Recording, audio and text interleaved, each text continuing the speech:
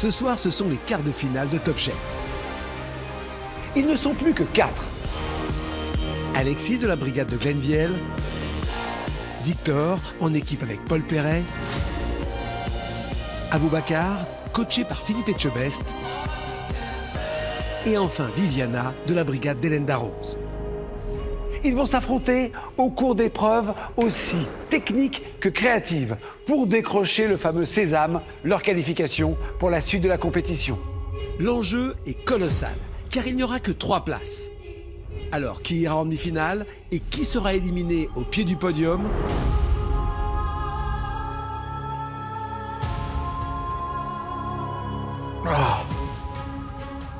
Quand on arrive sur plateau, on voit clairement qu'on est face. Et j'ai l'impression que c'est presque du MMA, quoi. Un octogone, sans règles. Et quoi qu'il en soit, il y en aura un qui va sortir de cet octogone et qui sera vaincu, quoi. Soyez les bienvenus dans les quarts de finale de cette 17e saison de Top Chef. Ce soir, vous ne serez plus que 3. Chef, je voudrais savoir dans quel état d'esprit vous êtes avec vos poulains. Hélène Darroze, Viviana, comment ça va? Très très bien. Je pense que ces messieurs ont du souci à se faire. Ok. On est prêt à un peu écraser tout le monde. Oh. Je vois ça. Le ton est donné. Philippe Etchebest. Si on doit déjà donner un premier nom pour la finale, c'est Aboubacar. Voilà, il est là, il est là. Campé sur les jambes et moi à ses côtés pour l'encourager. Comment ça va, Paul? Serein. Avec Victor, on s'est dit, on fait comme la dernière fois. Clac, plié. Faut y croire. Pour moi, la première place, c'était la peinture de Victor. Yes! Yes! Oh les gars, désolé. Allez, tac, tac, tac, tac, tac, tac, tac, tac, tac, tac, tac. Yes, man! C'est vrai que la semaine dernière, ça a été formidable. Ah, ça a été formidable, oui, c'est vrai. C'est un formidable qui va durer. Voilà, le but c'est ça maintenant. Et puis, on a un candidat toujours de bonne humeur, mais redoutable candidat. Par rapport à nos confrères, on va rester humble, on va rester digne, on va respecter tout le monde. On a un peu les chocottes parce qu'on rentre dans le quart et qu'il faut y aller. On espère qu'on sera dans l'octogone aujourd'hui les plus vaillants. Très bien. Qui va décrocher sa place pour les demi-finales en premier? Le match s'annonce absolument passionnant. Le thème, la monotexture. C'est chaud. C'est un thème aussi difficile que passionnant culinairement, comme en témoignent Alan Todon, chef 2 étoiles, et Michael Bartocchetti, chef pâtissier d'un grand palace parisien. La monotexture, c'est un sujet qui est très difficile parce qu'on brise un peu les codes de la haute gastronomie qui sont des superpositions de textures différentes pour allier goût, texture et résultat final. Ça bride un peu l'instinct et c'est tout ce qu'on cherche à ne pas faire dans une assiette. Le grand danger de la monotexture, c'est l'ennui d'arriver sur un plat où on ne va pas trouver de relief. L'assaisonnement prend encore plus d'importance puisqu'on doit aller droit au but, c'est-à-dire que dès la première bouchée, ça doit être impactant, ça doit avoir du goût, ça doit provoquer quelque chose. Et donc c'est ça aussi qui est difficile. On a choisi le mou, nous, parce que c'est une des textures auxquelles on pouvait apporter beaucoup d'aromatiques différents. Et c'est des textures qui nous faisaient penser à des plats très réconfortants. Donc on est parti sur un gnocchi parmesan et on a été chercher la texture parfaite pour chaque élément. Avec cette technique au siphon qui est différente d'un gnocchi traditionnel. Et qui nous permet de déstructurer le fameux plat gnocchi parmesan pour que tous ces éléments aient la même texture. Et qu'à la dégustation, au lieu d'avoir un gnocchi avec du liquide, du parmesan râpé, un peu de croquant, un peu de fleur de sel, on a un gnocchi à la pomme de terre, un gnocchi à la truffe, un gnocchi au jaune d'œuf et le parmesan. Nous, ce qu'on attend des candidats, c'est qu'ils nous transportent, qu'ils arrivent à nous faire vibrer, en fait, qu'on ait un peu d'émotion dans leur plat. L'ennui, c'est notre pire ennemi quand on fait une dégustation. En gros, monotexture, oui, mais pas mono-émotion. Je vous souhaite bonne chance. Allez, 3, 2, 1, c'est parti. Tu donnes tout. Je donne tout, chef, c'est parti. Pour ce premier défi de quart de finale, les candidats devront exécuter un plat gastronomique en monotexture. Tout craquant, tout mou, tout aérien, les candidats doivent faire leur choix. Ok, alors, faut choisir une texture. J'ai envie de partir sur le croustillant. Dans l'idée, je vois 3 tuiles différentes. Peut-être 4. Je choisis la texture du croquant, pourquoi? Parce que c'est ce qui m'intéresse le plus. Je trouve que c'est une belle prise de risque. Niveau faire ressortir les goûts sur quelque chose de croquant, ça va pas forcément être facile. Donc il va falloir être malin. C'est de la merde. C'est une épreuve qui est un peu difficile pour moi. J'aime pas la monotexture. Je trouve que monotexture dans un plat, très compliqué. C'est la première fois que je fais une assiette monotexture. Là, je suis vraiment loin de ma cuisine. Moi, je suis beaucoup plus classique. Je choisis plutôt mou parce que je pense que c'est plus proche à mon style de cuisine. Pour donner de la gourmandise, du goût, au moins je pourrais contrôler. Du coup, monotexture, moi j'ai une idée, c'est de partir sur quelque chose que les gens connaissent et de le réinterpréter en mou. Moi je veux partir sur le mou. Je partirais bien sur le plateau de fruits de mer. Donc prendre les éléments du plateau de fruits de mer décortiqués et les réunir dans un seul plat monotexture. Donc là c'est un sacré challenge. Ça va être dur quoi qu'il en soit, mais pas que pour moi, pour tout le monde. C'est la première fois que je fais une monotexture de ma life. Ah, c'est pas évident quand même.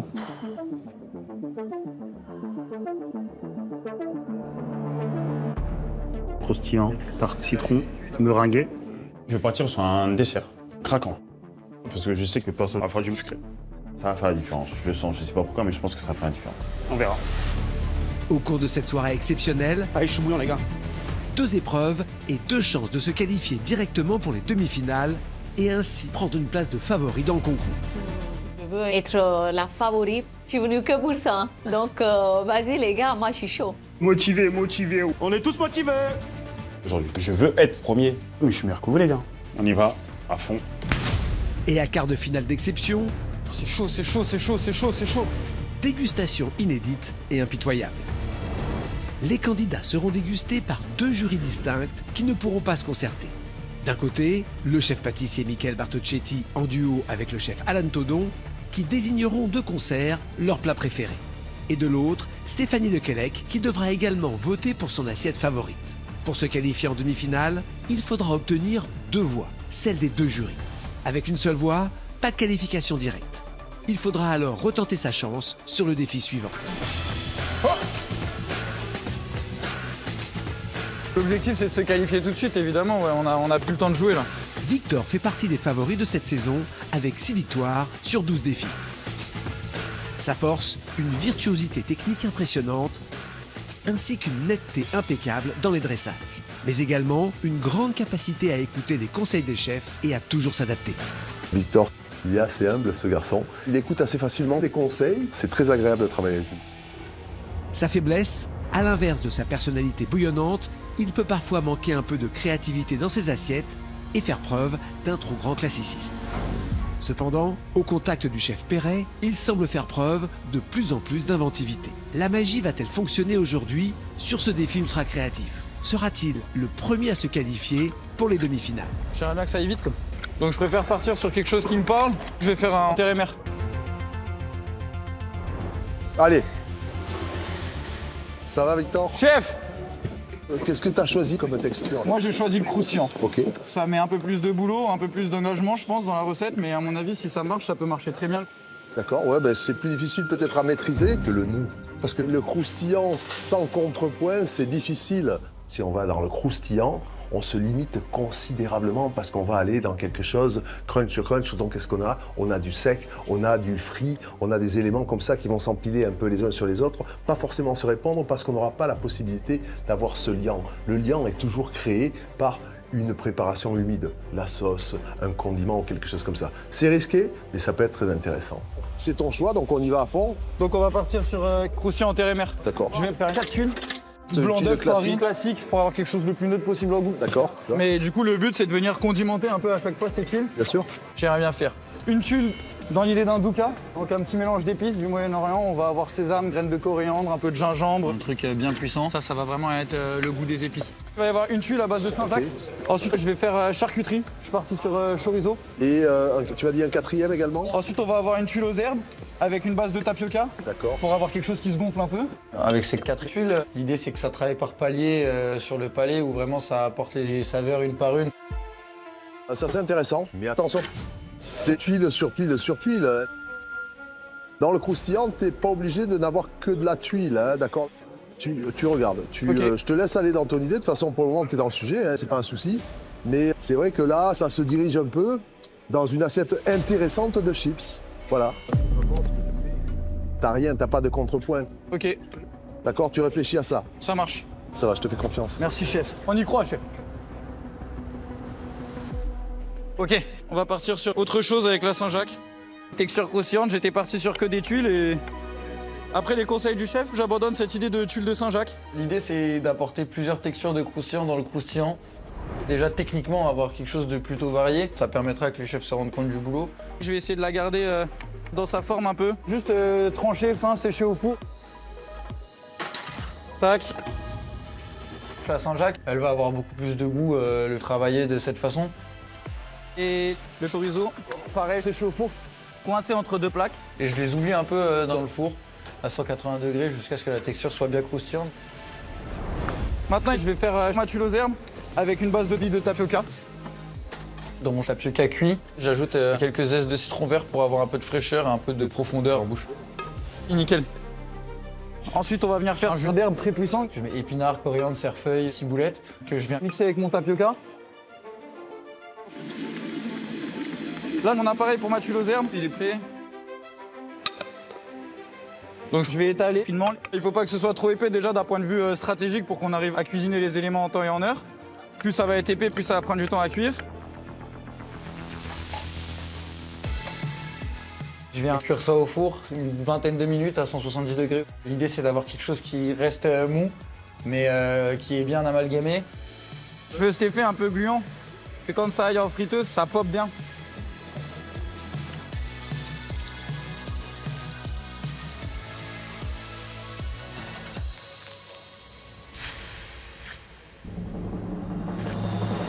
Je suis ravi parce qu'elles sont nickel, bien croustillantes, elles ont bien soufflé.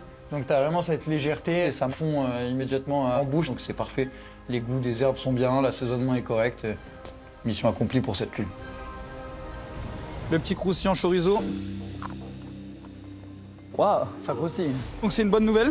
Ok. Maintenant on met Saint-Jacques. Non mais ça va pas le faire. Les Saint-Jacques, elles sont un peu caoutchouc élastique, donc pas du tout croustillantes. Mais vas-y là. Bon, en gros, c'est hors sujet. Là, je vais essayer d'arranger la texture de la Saint-Jacques en faisant un petit croustillant de Saint-Jacques à la farine de tapioca. Ok. Ça va aller en friture.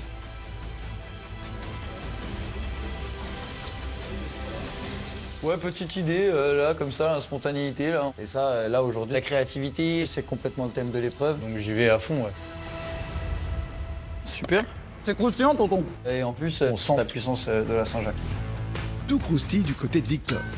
Obtiendra-t-il le double vote des jurés, synonyme de qualification directe?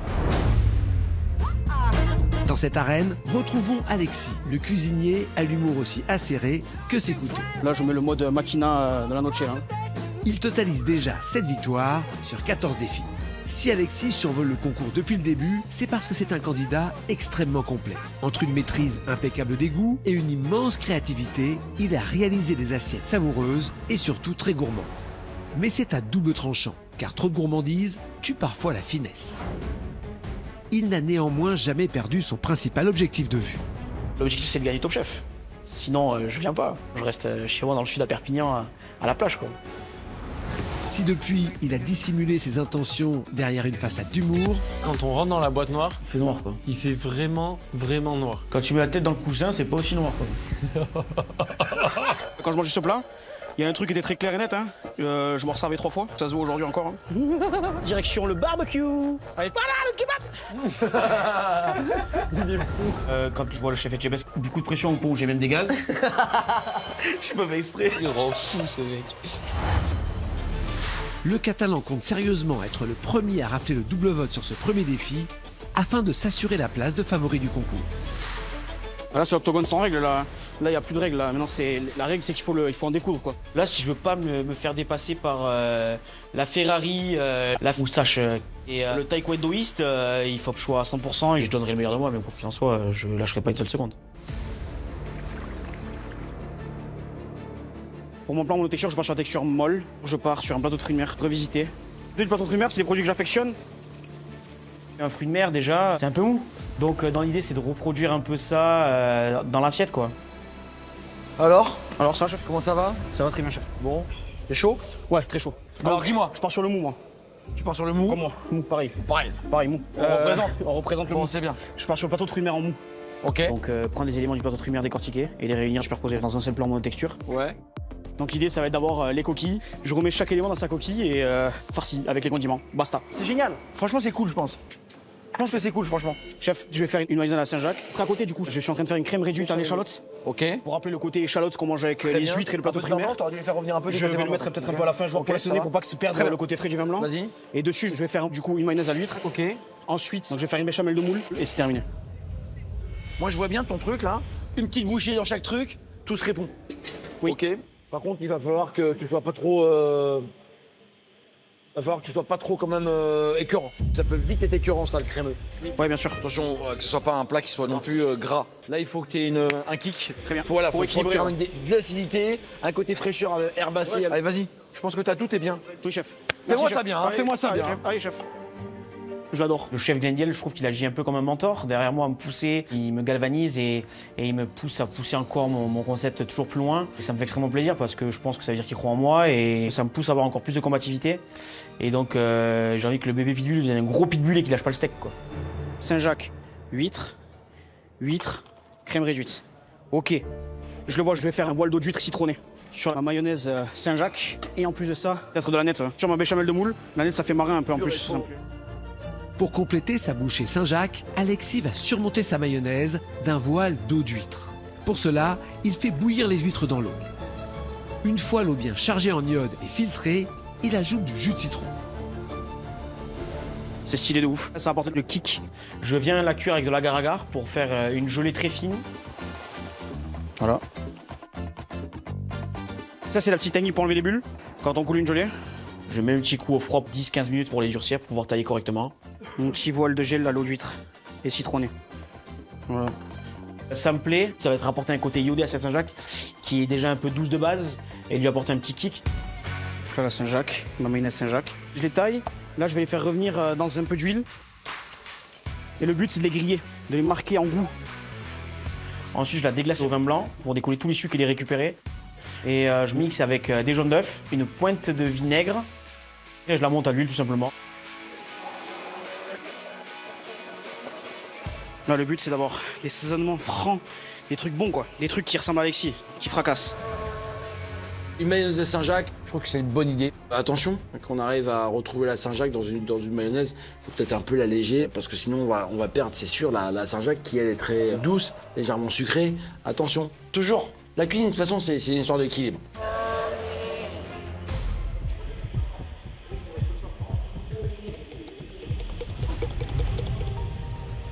Ça manque un peu de puissance aromatique. Le but c'est d'avoir des goûts marqués quoi. Là la mayonnaise elle sent pas assez la Saint-Jacques.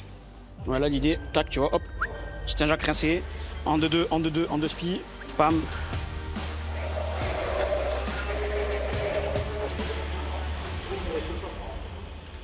C'est bon ça. Ça c'est vraiment très bon. Je suis pas content, hein. J'y crois dur comme fer. Donc vraiment je me donne à fond pour qualifier en demi.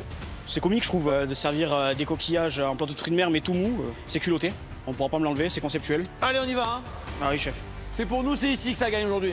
Allez, on va te le laisser croire, Glenn, on va te le laisser croire. La compétition fait rage. Allez! Chaque chef étant persuadé d'avoir dans sa brigade le candidat le plus doué, capable d'obtenir le premier sa place en demi-finale. Cela pourrait bien être Aboubacar qui a choisi la texture craquante. Mais pour se différencier de tous ses adversaires, il décide de réaliser un dessert. Là, il y a un chef pâtissier, faut en profiter, j'aime le sucré.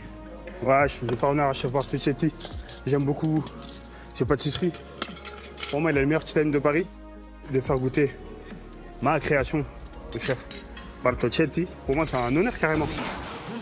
Avec ses 4 victoires sur 10 défis et après avoir remporté la finale du concours parallèle, il est plus déterminé que jamais.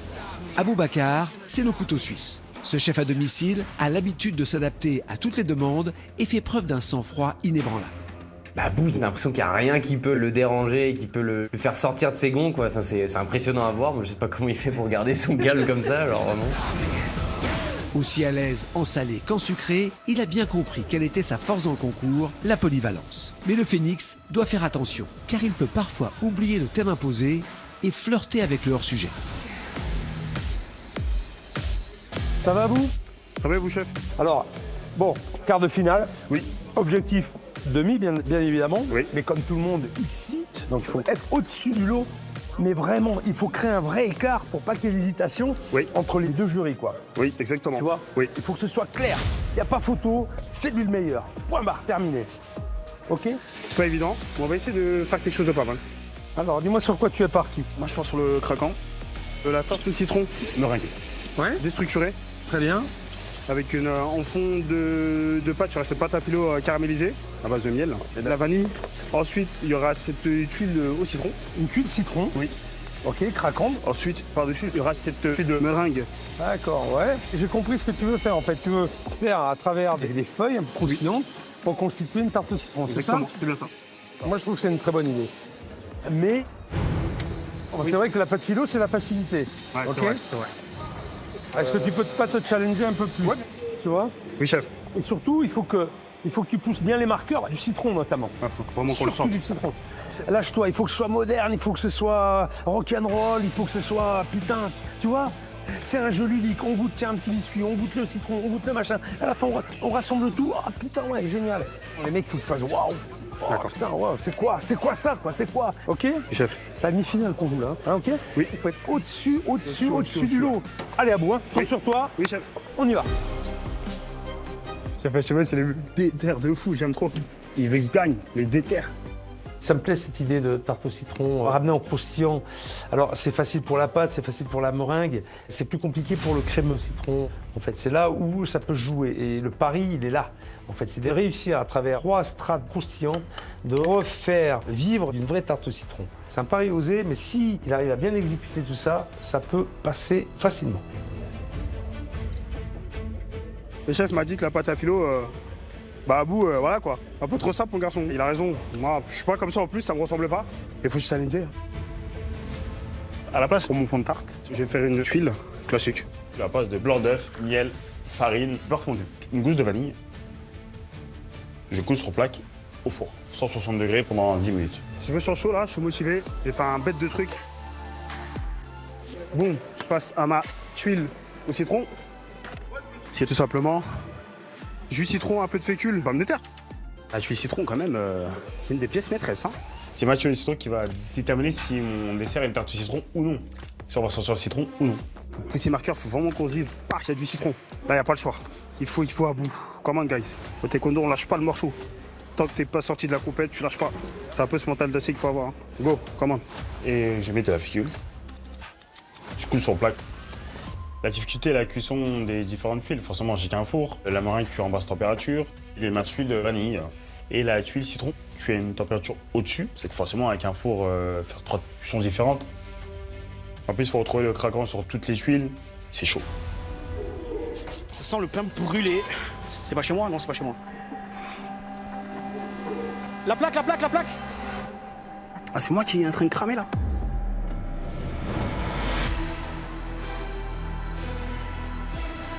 Ah, c'est mort.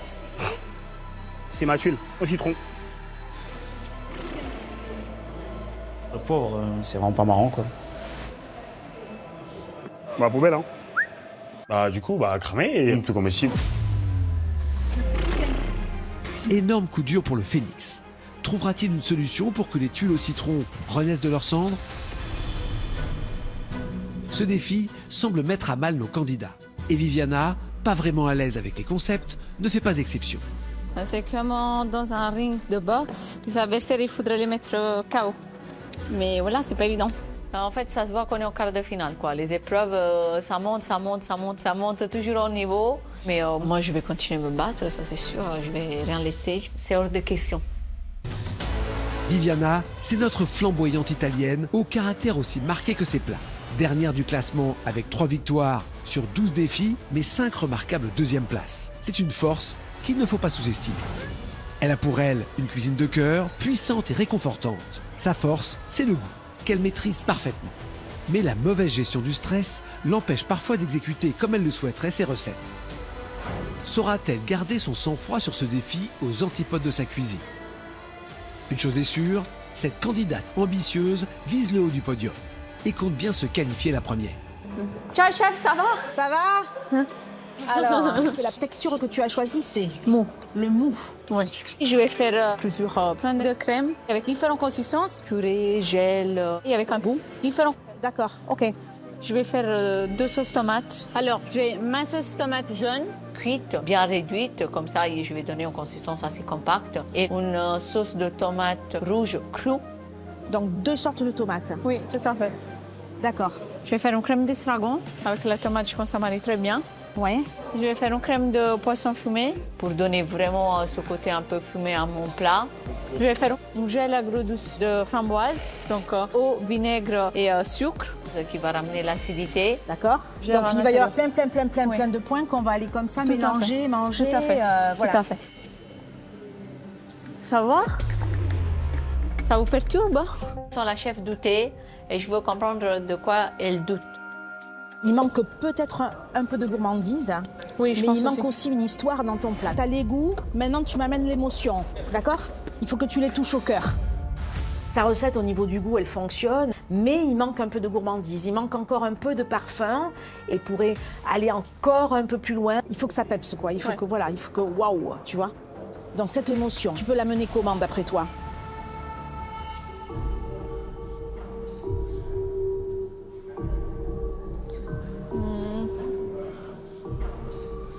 C'est la grosse réflexion là.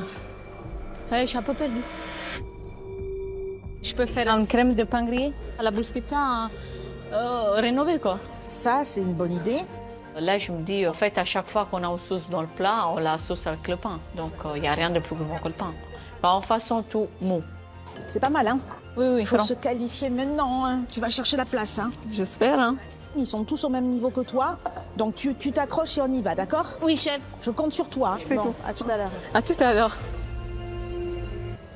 Je lance tout de suite la bruschetta, ma crème de pain toastée. Donc le pain, je l'ai mis à rôtir au four. Et là, pour donner de la gourmandise, du goût, là, je vais mixer du chorizo avec la crème. La chef, elle dit que ça manque un peu de gourmandise. En fait, la charcuterie plaît à tout le monde. Voilà. C'est rare que tu ne plais pas la charcuterie. Ça donne envie de manger. Tu manges un petit bout et après, tu veux manger un autre. Je me dis, il a besoin quand même de gras, un peu de gourmandise dans mon assiette.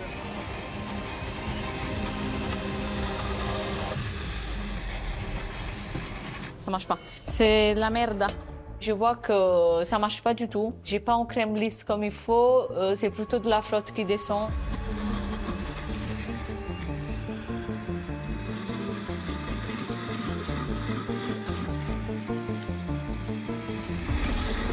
Ça m'énerve de ouf parce que j'essaye de rajouter de la crème et ça marche pas. Et ça mixe pas bien. Ça m'énerve, je l'enlève. Moi, je vais pas me faire arrêter par la machine. Je vais continuer ma recette. Donc, je décide plutôt de récupérer l'eau qui a sorti le chorizo. J'ai mis le pain grillé, l'eau de chorizo. Je vais mettre l'huile d'olive, du sel. Je vais faire un crème. Pour créer un petit pesto de pain qui n'a pas ce côté croustillant, qui a toujours ce côté mou et qui va bien avec mon plat.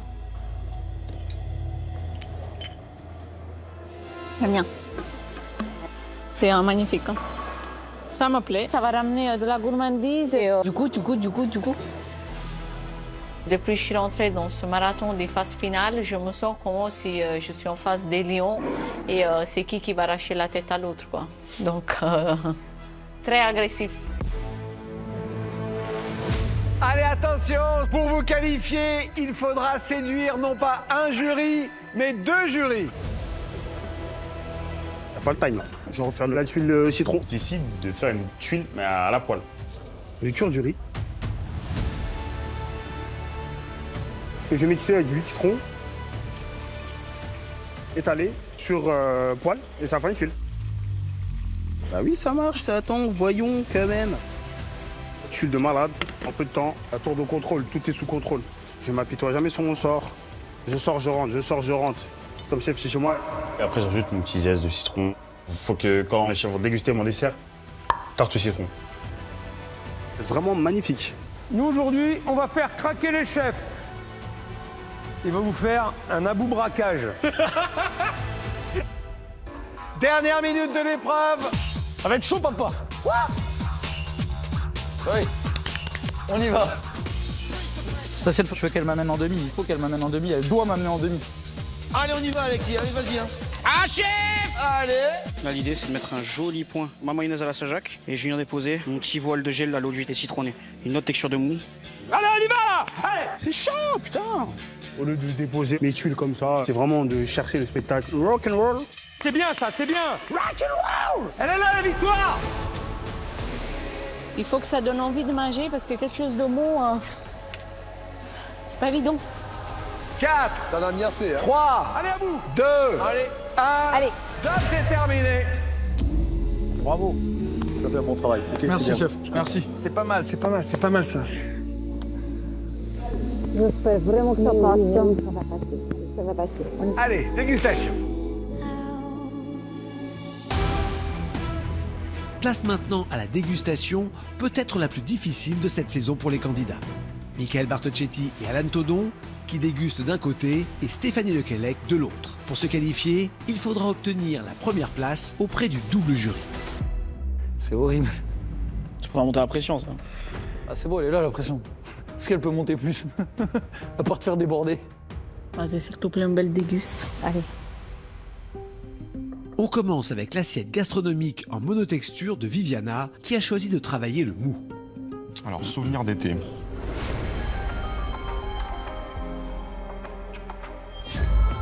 C'est très joli. C'est très estival. Et j'aime bien ce côté un peu tableau d'artiste. Ouais, ça fait, c'est un petit patchwork. C'est joli. C'est beau, hein. C'est du Pollock. Ouais, là, Picasso. Allez, c'est parti.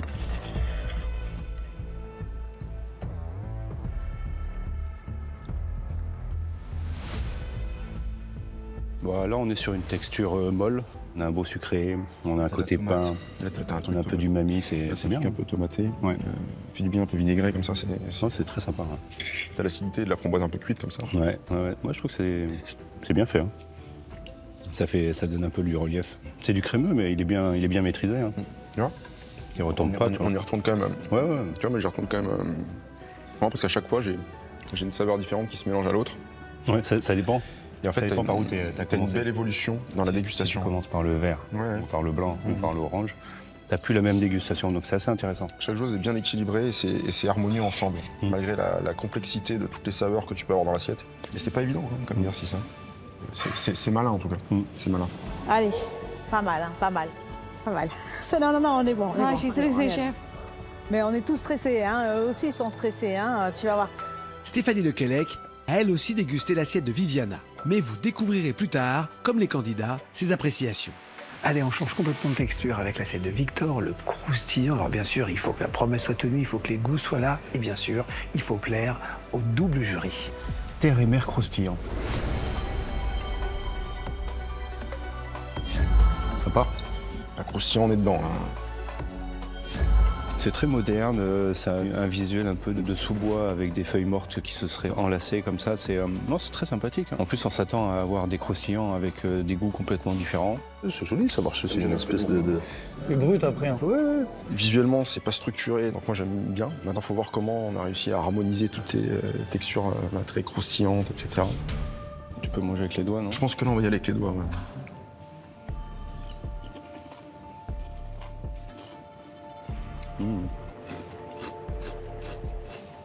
Ouais, ça croque. Hein. Ce serait végétal pour l'instant, moi, ça m'égaye. Ah, ça y est, là, on a le marin qui arrive. Donc là, on a un peu de végétal, on a un peu d'épices, on a un peu de marin. Là, t'as du carnet, là. Ah oui, je trouve qu'on entame cette dégustation un peu comme une découverte parce qu'on cherche chaque goût, chaque notion. On n'a pas essayé de manger 5 ou 6 croustillants en même temps, faire la bouchée, de faire la bouchée magique. Et je ne sais pas si ça pourrait fonctionner comme ça. Ah voilà. Et là, c'est un petit empilement de poule.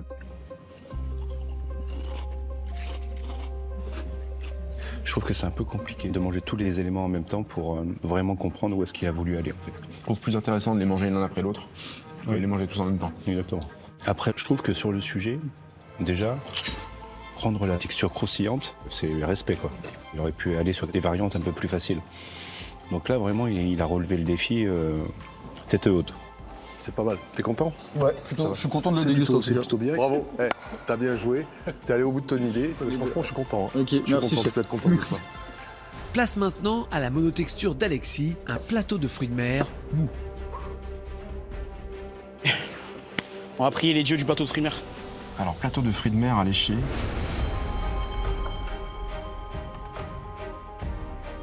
Visuellement, j'aime bien l'exercice. C'est ludique, donc...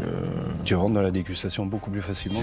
Tu sais où tu vas, en tout cas. Ouais, complètement. C'est lisible. Ça donne envie, c'est sympathique, c'est très sympathique. C'est hyper original, c'est pur, il y a une forme d'honnêteté, bien sûr. Allez, go. On y va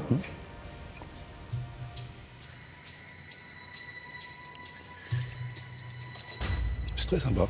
C'est cuisiné. Cuisiné, hein. Bien sûr. Bah, on est quoi, nous? Pas mécaniciens? Ouais, non, c'est vrai. Alors on est sur la texture molle complètement. Il y a ce côté mayonnaise un peu. Oui, complètement. Il y a un œuf dedans. Qui la tapisse plus le palais. Ouais, Avec le côté œuf aussi, ouais, exact. C'est un peu opulent en bouche, c'est bon, c'est sympa, hein. C'est très bon. C'est très gourmand. Pas. C'est que le premier. Ensuite, l'huître.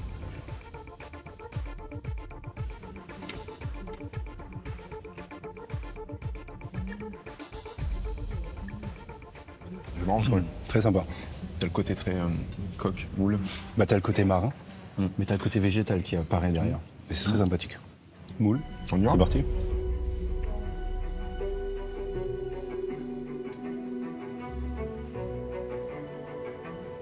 Non, ça amène un beau relief. Le thème de la texture, je trouve que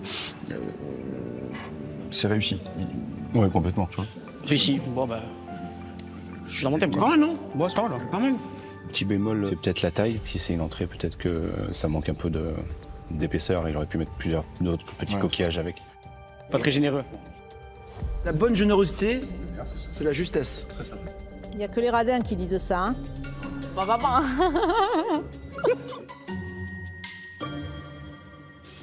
Voici maintenant l'assiette craquante d'Aboubacar, la seule sucrée de cette dégustation.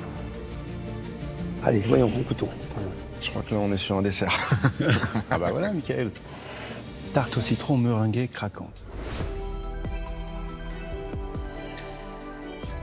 C'est élégant, c'est épuré, c'est bien présenté. Hein. Ouais, toi, c'est la bouchée magique, là, j'aime bien. C'est en pâtissier, ça. Hein? Alors, déjà, c'est une approche sucrée, donc déjà, c'est... Ouais, déjà, t'es content.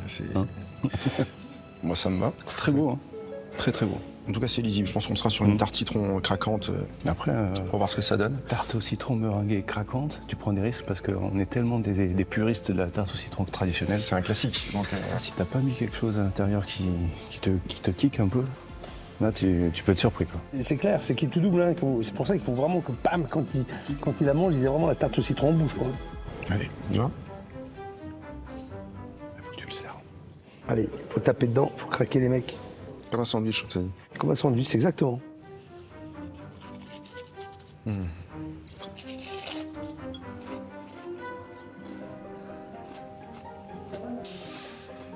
T'as les agrumes, t'as le citron. C'est un beau sandwich. T'as le côté beurré de la pâte. Je trouve que c'est très sympathique à manger. Hein. T'as tous les marqueurs des tartes au citron. Sauf celui que moi je préfère. Le crémeux que tu peux avoir très acide, tu vois, qui te serre un peu la mâchoire. Chier là, putain. Il manque ce côté peps. C'est ce que t'attends un peu dans une tarte au citron. C'est dommage. Ouais, c'est dommage. En fait, l'autre sur une tri. Magnifique. Ouais. Parce que l'autre, il était vachement marqué. Ouais, il était marqué, ouais. Celui-là, je l'avais corsé. Ouais. Hein. Ah ouais, c'était un citron, limite. Ouais. Ah, fait chier, putain. Ouais. Bon, bah écoute, on va voir. Stéphanie Lequelec, elle aussi, a dégusté les assiettes des candidats. Avant de découvrir quel plat elle a préféré, place au verdict de nos deux chefs invités. Nous allons passer au verdict de ce défi. Je le rappelle, hein, pour se qualifier pour les demi-finales de Top Chef, il faut à la fois séduire nos chefs invités et Stéphanie Lequelec. Il faut faire carton plein aujourd'hui pour passer en demi-finale. Déjà, impression générale de cette épreuve, Alain Tonon? Le sujet était très dur, donc je pense que là, ils ont vraiment été un peu déroutés, mais les 4 dégustations étaient très réussies. C'est fou, hein, avec un thème très compliqué, les candidats sont en pleine forme. Et on a des réalisations des candidats qui nous mettent en difficulté parce qu'en réalité, on a du mal à les départager parce qu'on a des assiettes d'un niveau remarquable sur un thème qui est un des plus difficiles parce que arriver à donner du rythme et de l'émotion à travers une seule texture, bravo. Je vais demander à Michael Bartocchetti de nous dire quelle est votre assiette préférée.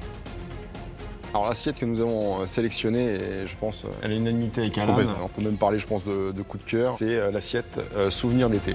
Yes! Ah ouais.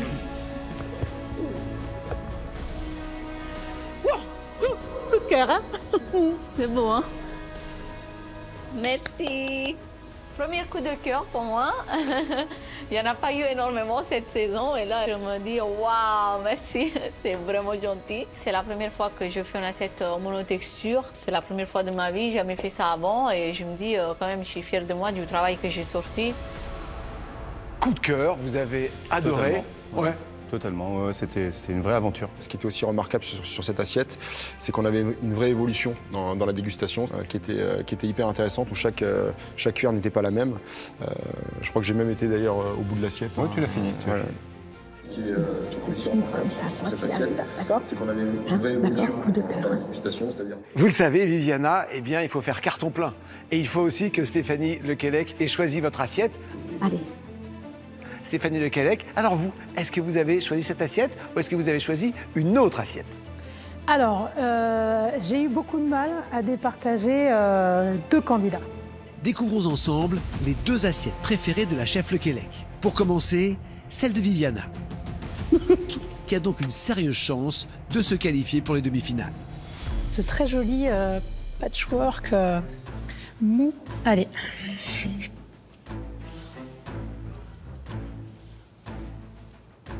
Alors, souvenir d'été porte vraiment bien son nom parce qu'on a comme ça plein de goûts, très présents, très marqués. Chaque préparation est vraiment très goûteuse. C'est une assiette du coup qui rebondit bien d'une saveur à l'autre. On est vraiment sur de la monotexture, donc ça coche vraiment pleinement la case du défi. Pas mal, hein? Pas mal, pas mal, pas mal. La seconde assiette avec laquelle la chef a hésité, c'est celle d'Alexis. Plateau de fruits de mer alléché. Ça fait plaisir. On est bon. Ça fait plaisir. Superbe idée. J'adore le dressage, c'est efficace. Je trouve que c'est une très belle façon d'aborder ce thème et ce monotexture. Allons-y, Saint-Jacques.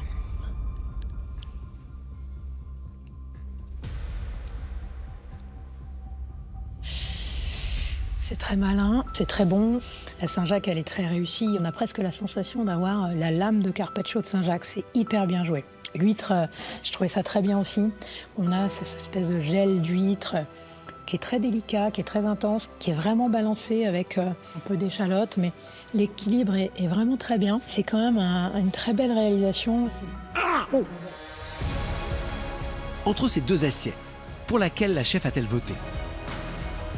J'espère que la chef va bien voter. J'ai opté pour une assiette simple, directe, avec des goûts francs, mais qui ne se télescopaient pas les uns les autres. J'ai donc choisi l'assiette de plateau de fruits de mer alléché. Oh putain! Tout petit! Ah ouais, c'est clair. Bravo. Donc, je suis content et je laisse pas Vivi me couvrir au couteau comme ça. Elle passe pas et en fait je l'empêche de passer en plus de ça, donc chef Lequelec me donne son point, donc je suis content. J'ai cru pourtant, hein, j'ai cru. Là je suis dégoûtée, Alexis me vole le point, je peux pas aller en demi-finale. Je vais sur le prochain défi, mais je suis toujours très déterminée. Personne n'a obtenu d'entrée de jeu son ticket pour les demi-finales. Ça veut dire que vous allez tous les quatre vous replonger dans la compétition pour le défi suivant. 1h30 d'épreuve. Il va falloir à nouveau faire l'unanimité pour être le premier qualifié et devenir le favori de la compétition. Bonne chance. 3, 2, 1. Allez, maintenant c'est la prochaine. C'est parti. Hein, d'accord. Allez. Pour ce deuxième défi de quart de finale de Top Chef, nos candidats doivent réaliser un plat gastronomique autour du pain rassis.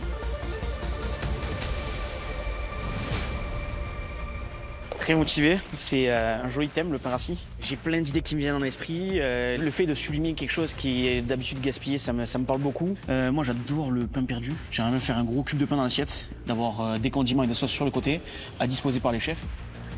Alors, le pain rassis, moi je pense que je partirais sur quelque chose, je voudrais mélanger peut-être le pain avec du jus de volaille. Je pense que ça peut donner du goût.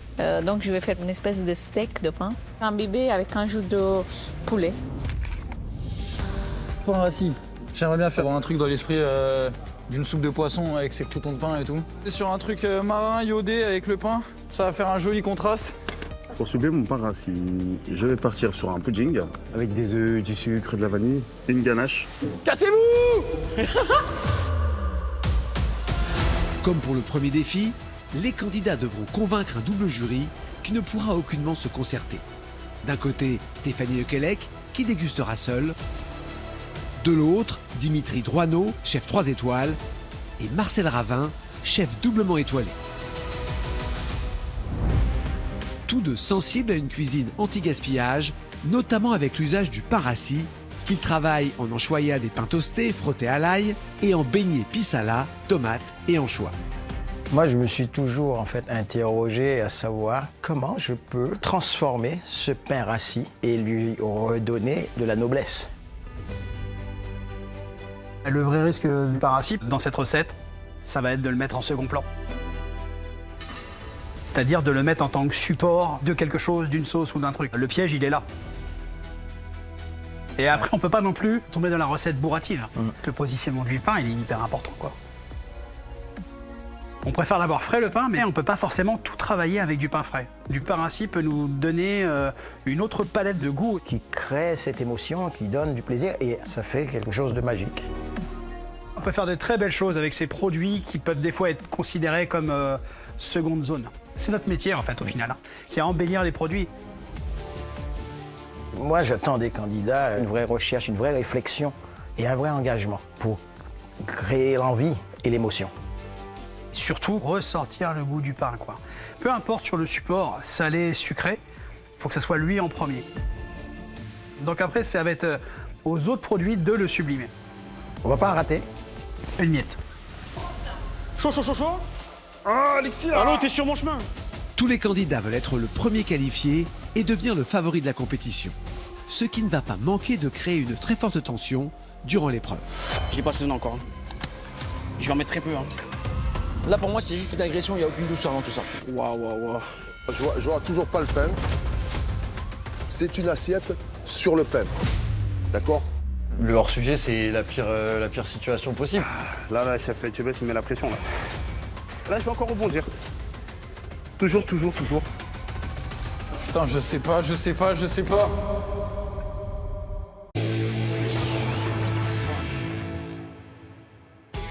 Chaud. Les candidats rêvent tous d'être le meilleur en sublimant le pain rassis. Tous rêvent d'avoir à la fois le vote de Stéphanie Lequelec d'un côté et des chefs Droineau et Ravin de l'autre, afin de devenir le premier qualifié pour les demi-finales et le favori de la compétition. Moi j'ai fini les gars. L'un d'eux y parviendra-t-il sur ce défi? Ciao, je me casse. Putain, elle est partie avant moi. Dans cette course à la victoire, tous les coups sont perdus.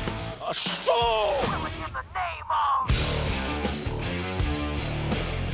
Allez, je suis bouillant les gars. J'ai tout arraché là. Donc avec Viviana, c'est duel en direct, c'est la bagarre. Cette fois-ci, je vais rien lui laisser. Comme un pitbull sur son steak, quoi. Aujourd'hui, je compte me démarquer en faisant un pain perdu, mais salé, et qui sera imbibé au jus de coquillage. Perpignan, c'est pas trop loin de la mer, donc utiliser les produits de la mer, c'est quelque chose que j'adore. Et les associer avec du pain, je pense que c'est une bonne idée, ouais. Bon, ça avance? Ouais, ça va. Ouais, raconte-moi. Je vais faire un pain perdu, mais je vais le faire en salé, chef. Ok. Je vais faire un pain perdu imbibé au jus de coquillage. Donc pour ma recette, dans le fond d'assiette, je pars sur un tartare de coquillage. Ça sera c'est pas lourd. Avec un petit peu de mascarpone pour lier ces coquillages. Je mets des zestes de citron, je mets des œufs de poisson et des herbes. Aneth, estragon et un peu de salicorne. Le but c'est de faire quelque chose de gourmand. Ok. Donc comment tu vas faire ton petit pain là, imbibé là? Je vais faire un gros cube de pain, imbibé dans jus de coquillage, œufs et lait. Ouais. Et dessus il va y avoir un praliné de pain à l'ail. Ok. Et il va y avoir un condiment citron algue. Et à côté, il y aura un sabayon beurre noisette et un peu citronné. Je vais le poudrer de pain fumé. Ça, c'est bien. Merci, chef. Donc là, t'as pris des goûts puissants. Oui. Attention qu'on... Surtout pas du pain. Ouais. Faut bien doser, d'accord? Parce que tout ce que tu travailles là a du goût. Oui. Donc c'est quand même le pain. Ça c'est condiment algue citron. Je l'ai pas assaisonné encore. Hein. Je vais en mettre très peu. Hein. Je suis un peu perplexe dans ton truc. Waouh. C'est très acide, très amer. Moi j'aime bien quand les plats ils envoient du goût. Oui. Mais tu peux. En fait, ça peut être une gifle doublée d'une caresse. Oui. En fait, c'est une espèce Ouais, y a d'équilibre. pas de caresse, là. Là pour moi c'est juste une agression, il n'y a aucune douceur dans tout ça. Ok. Comment tu trouves l'identité du pain si tu mets ça dessus, quoi, tu vois? Enfin, je veux dire. Je comprends. Ok, va chercher vraiment la puissance du pain, hein, parce que là, c'est d'abord le pain qu'on doit avoir. Hein? Oui, ça marche. Donc le pain. Oui, chef. Allez, vas-y, travaille bien, là. Vas-y, là. Oui. Réfléchis. Bah là, je me recentre clairement sur le pain, là. Le chef, il me met un peu en garde, donc l'idée, c'est de suivre ses conseils et de faire plus de pain. Donc là, j'oublie le condiment citron algue. Je vais faire un shot d'eau de pain pour rappeler encore le côté pain, mais avec un pain qui est déjà marqué en goût. Là, l'idée, c'est peut-être d'aller chercher ce pain toasté.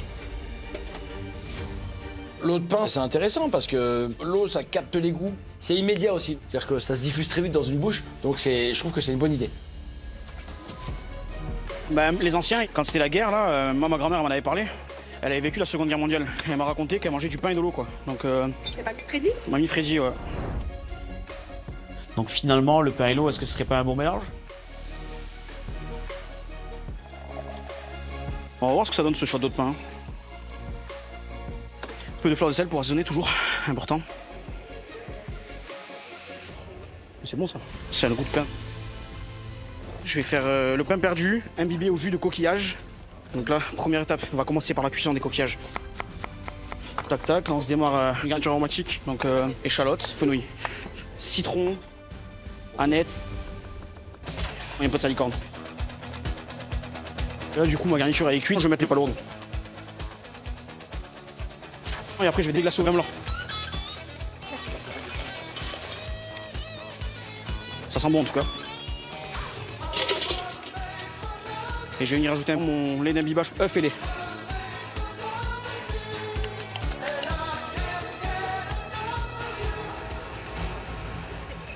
Allez, c'est bon.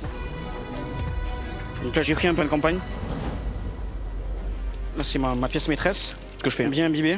La difficulté de mon pain perdu avec du pain rassis, c'est qu'il soit pas trop sec. Donc il faut vraiment bien imbiber. Mais s'il est trop imbibé, après, on a quelque chose de très flotteux. Donc l'idée, c'est de trouver le juste équilibre entre sec et gourmand et pas trop mouillé, quoi. Ok, très bien. L'idée, c'est maintenant de bien poêler au beurre. Le but, c'est pas de brûler non plus. Il doit être croustillant, il doit être gourmand, il doit être bon. Il doit surtout pas être sec. Si je fais un pain perdu sec, bah, du coup, c'est plus un pain perdu, c'est un pain du père. Ce pain perdu, c'est l'élément central de mon assiette. Si c'est raté, je suis mort, quoi. Donc il va falloir faire très attention. À la cuisson. Ah, ça, c'est beau.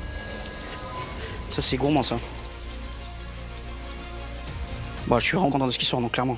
Franchement, un pain perdu, salé, je pense que c'est plutôt original. Je me dis que sur cette épreuve, je vais me qualifier. Et sincèrement, j'y pense et j'y crois fort. C'est clairement le but de reprendre un peu la gagne. J'ai failli être premier au premier round et maintenant, j'espère remporter le deuxième. Je les aime bien, mais il n'y aura qu'un seul gagnant, quoi. Donc là, il faut être carré, là. Chercher ma place et après, avec le chef, on va au spa. Au hammam. Non. À partir de maintenant, c'est moi qui te coach. C'est vrai, chef? Ça va pas. Tu le jettes à la poubelle. Ça, tu peux le passer au mixeur. Mixeur. Putain, vas-y, attends, mets du sel là. Qu'est-ce qu'il veut, le tout seul? Même si Alexis est un concurrent solide, qui semble faire peur aux candidats adverses, il ne compte pas se laisser déstabiliser. Pas plus que Victor, qui compte bien sur ce deuxième défi, obtenir sa place en demi-finale. Mental de guerrier, papa, on n'a pas le choix là. Sur ce premier défi, Viviana et Alexis ont été plus forts que moi, mais finalement personne n'a gagné cette épreuve. J'aimerais énormément être le premier candidat à passer en demi-finale, donc on va pas la louper celle-là. Bon, Victor. Ça va, chef? T'as déjà lancé? J'ai déjà lancé, ouais. Je vois que t'as pris un paquet d'ingrédients. En Donc, même temps, je vois pas de pain, donc première inquiétude. Le pain, le pain, il est à côté encore, chef. D'accord. Donc moi, pour le pain, l'idée, ça va être crouton de pain dans la soupe. Moi, c'est la vision du pain rassis que j'ai en premier. Donc je vais partir un peu sur l'idée des goûts d'une soupe de poisson. On va avoir un jus de crustacé, pas trop corsé, je veux que ça garde de la légèreté. Ça, c'est vraiment dans l'idée d'un jus, ça va pas être une soupe. Hein. Il faut pas voir ça sous le Bon, soupe. d'accord. Alors là, je vois toujours pas le pain. Le pain, du coup, il va être en crouton. Alors, je te mets en garde de suite contre quelque chose. C'est une assiette sur le pain. C'est pas juste le petit crouton qui vient accommoder la dorade, c'est le pain. C'est le pain, d'accord. ok. Tu dois vraiment avoir au centre de l'assiette, le pain. Essentiellement, le pain. Réfléchis à ce que ce pain soit vraiment central. C'est vraiment ce pain qu'on doit voir en premier. C'est le pain, le pain, le pain. Oui, ok. Je te laisse, je reviens te voir tout à l'heure. Je veux que ce soit éclairci. Oui. D'accord, donc tu réfléchis. Tu dois être fatigué à force de réfléchir. Ça marche, chef.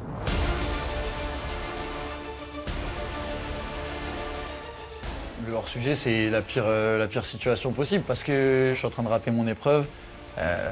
C'est flippant parce que tu sais plus sur quel pied danser et là, tu es vraiment sur le fil rouge. Putain, je sais pas. Victor va-t-il réussir à retrouver ses esprits et présenter une assiette au double jury? Moi, mes concurrents, j'aimerais bien faire que des miettes, genre des miettes de pain, vu qu'on est dans le thème.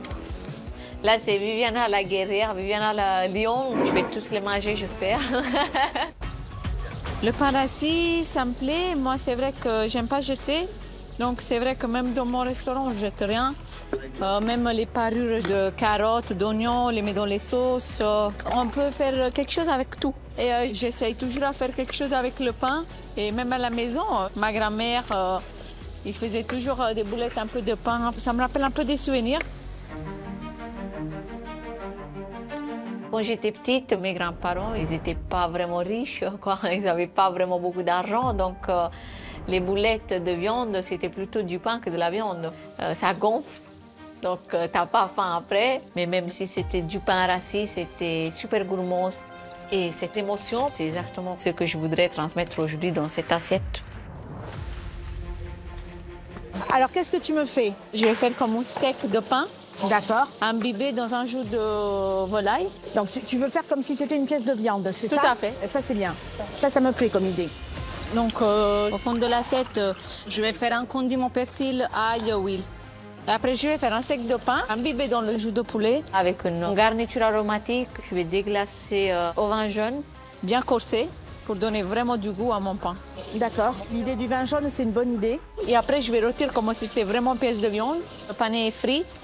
Par-dessus, je vais faire du crumble de pain pour donner un peu de mâche, un peu de zeste de citron pour donner un peu de peps. Ah oui, comme un morceau de viande panée, d'accord. Ça, c'est pas mal. Ça me plaît comme idée. Le côté viandeux, tu vas l'avoir que par le jus, quoi, hein, c'est ça? Oui. Il faut vraiment que tu arrives à faire cette escalope fondante à l'intérieur, mais très croustillant à l'extérieur. Hein? Oui.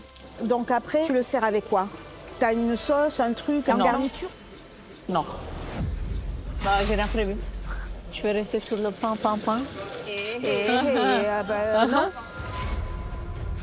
N'oublie pas qu'on doit rester dans la gourmandise, quoi. Hein. Ça, Oui, c'est ça oui, qui, oui. c'est toi, tu es forte là-dedans, hein, donc. Oui. Voilà. Je réfléchis, je me dis qu'est-ce que je pourrais faire. J'ai une idée, je pourrais mettre des petits morceaux d'escamorza fumés à côté. Ouais. Et je pourrais faire un sauté de champignons. Ouais. Je mets au fond. Et par-dessus, un siphon pain avec du pain un peu brûlé pour donner un peu ce goût toasté. Et de la gourmandise. Ouais, d'accord, ok. Ça, c'est ta force, le goût, hein, donc te plante pas là-dessus, hein, ok? Merci, chef. Le conseil de la chef me rassure. Je vais rapporter de la gourmandise dans mon assiette. Je donne tout, qu'est-ce que j'ai. Je voudrais vraiment me sélectionner avec cette assiette. Sur l'épreuve précédente, je ne suis pas passée. Là, du coup, c'est la guerre avec Alexis. Je ne peux pas lâcher là, quoi. Et pour ça, je vais faire un siphon de pain. J'ai pris du pain classique. Là, je mixe du lait avec du pain. À côté, je fais ma poudre de pain. Je fais toaster le pain au four pour qu'il se concentre en goût.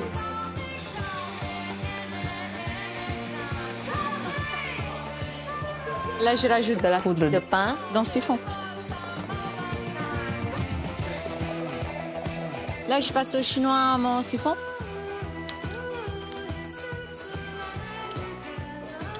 Le siphon, il a un vrai goût de pain. Je suis très contente. Ce siphon va avoir une texture très aérienne. Ça va rapporter vraiment du goût de pain sans avoir la texture du pain.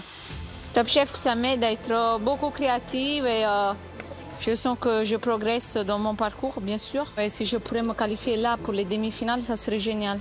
J'y crois et c'est vrai que le parcours que je fais dans Top Chef, c'est incroyable. C'est un truc de malade. Là, c'est mes croûtons de pain avec un peu d'huile, un peu de sel et un peu de thym. Ça va rapporter un peu de croustillant et surtout, va rapporter du pain. Vraiment, là, j'essaye de mettre toutes les textures qu'il faut au niveau de pain. On a vraiment tout. On a du mou, du croustillant, de l'aérien. Et voilà, je joue toutes les cartes. Moi, je suis la dernière femme dans le concours et je ne suis pas prête à sortir tout de suite. Hein, donc, on va tous les manger.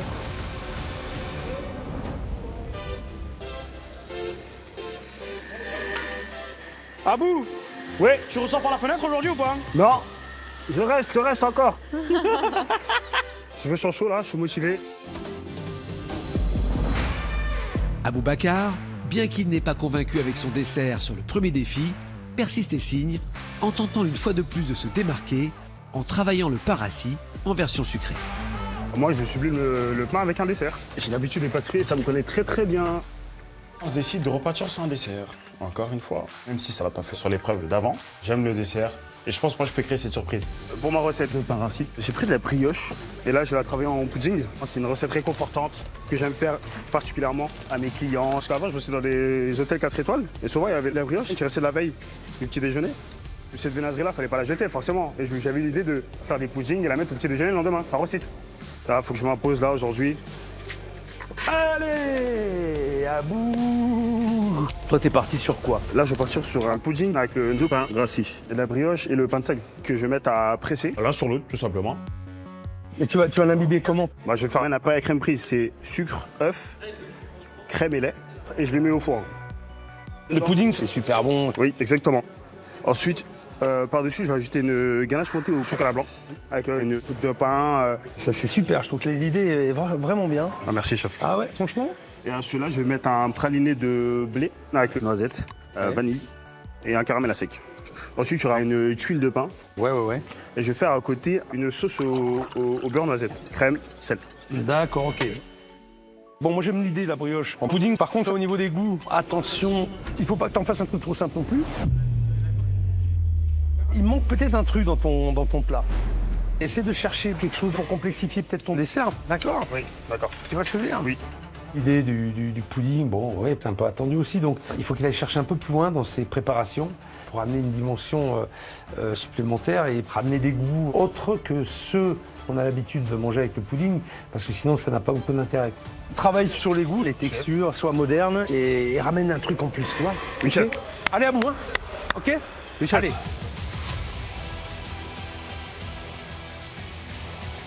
Là, chef Etchebest, il met la pression, là. Là, je vais encore rebondir. Toujours.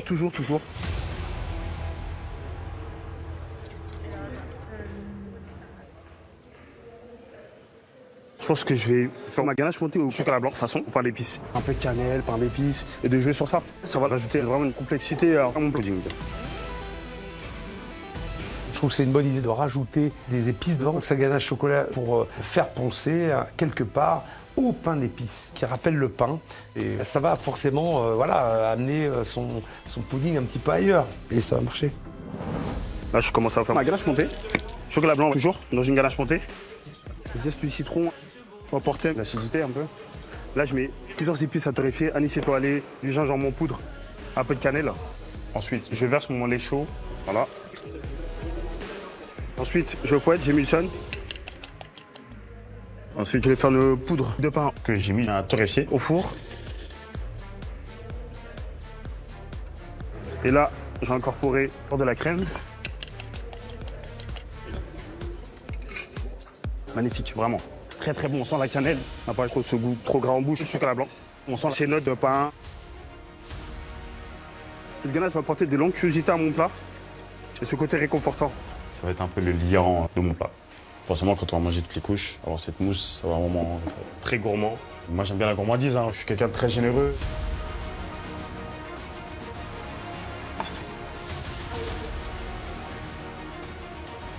Ah, l'objectif, c'est de pas s'arrêter au pied du podium et de me qualifier directement. Si j'arrive à faire ça, ce serait le hold. Nous sommes déjà à la moitié de l'épreuve et Victor, qui a perdu beaucoup de temps, vient tout juste de trouver une solution pour éviter le hors-sujet pointé par le chef Perret. Le chef m'a vraiment mis en garde sur la présence du pain dans cette assiette, donc je décide d'enlever complètement cette idée de dorade là. Je vais vraiment aller à l'essentiel, le pain, le pain, le pain. Je pense que c'est le moment où il faut faire un pas en arrière pour être capable d'en faire 2 en avant. J'ai pas attrapé le sujet dans le bon sens. Du coup, je vais attaquer l'épreuve par le bon bout et arracher tout pour aller de manière simple et efficace, droit au but. Ils veulent du pain, ils vont en avoir, papa. Bon. Chef. Victor, tu vas m'expliquer un peu ce que tu as changé. Ok, alors, je vais partir sur un tartare de pain imbibé avec le jus de coquillage. Par-dessus, il y aura un tartare d'amande avec amandes de mer, des zestes d'agrumes, salicorne, ciboulette, quelques algues pour le goût iodé et des petites herbes juste pour venir condimenter ça. Là, je vais rajouter un peu de levure torréfiée. La levure, ça a vraiment un goût un peu fermenté, un peu acidulé presque. Ça va vraiment servir à rappeler ce marqueur pain au levain, vraiment avec beaucoup de gourmandise. Très bien. Ensuite, il y aura un toast de pain dans l'assiette. Ça va venir nous apporter le côté crouton que je voulais, la gourmandise du pain beurré. Ça, c'est bien. Par-dessus, on va se mettre quelques petits points de mayonnaise à l'ail noir pour envoyer un petit peu de puissance aromatique et de goût dans cette assiette. Après, il va y avoir des petits pickles d'oignons rouges. Ensuite, je vais faire une crème de pain brûlé pour avoir le goût corsé du pain. C'est bien, c'est bien. C'est ce qu'il faut faire. Avec toutes tes espèces de petits condiments, avec tes mie de pain que tu vas venir assaisonner. Au bout du compte, on se raccroche à l'idée de ce qu'est un tartare de pain. Oui, chef. C'est très bien. C'est le goût, ça. Tout ce qu'il faut. Ok, d'accord. parfait. Tout est là. Ok, d'accord. Donc c'est très bien.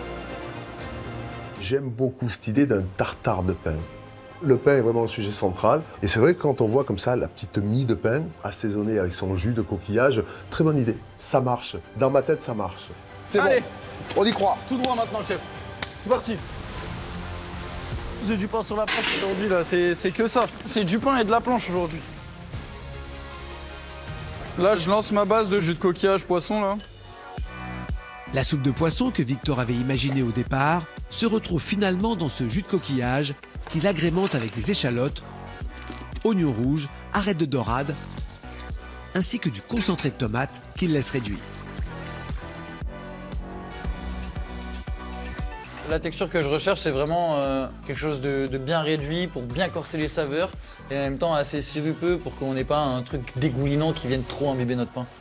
Là, je vais commencer mon tartare de pain. J'ai de la mie de pain de mie, la mie d'un pain de campagne. Je hache très grossièrement ma mie de pain pour vraiment garder ce côté pain texturé et que du coup, avec l'assaisonnement du jus de coquillage, il y ait quelque chose de cool en texture, mais en même temps pas que ce soit une vraie bouillie de pain mouillé. Donc je vais venir, tac, ça, le condimenter, vraiment comme un tartare. Là, je vais rajouter un peu de salicorne, renvoyer un peu ce côté iodé, un peu de couleur. La salicorne, elle va apporter au tartare vraiment un peu de croquant et puis surtout ce goût herbacé très iodé, un peu de salinité, un peu de lien entre la terre et la mer. Parce que la salicorne, finalement, ça a la tête sur terre et les pieds dans la mer. Waouh. Je traîne trop avec Paul Perret, moi. Un peu de ciboulette parce que j'adore ça. Zeste, citron vert. Je vais venir même mettre un peu de croûte de pain que je vais faire sécher au four. Du coup, je viens hacher un peu mon pain, mais pas trop finement. Je veux qu'on garde ce côté crunchy. Le but, c'est pas d'avoir une poudre.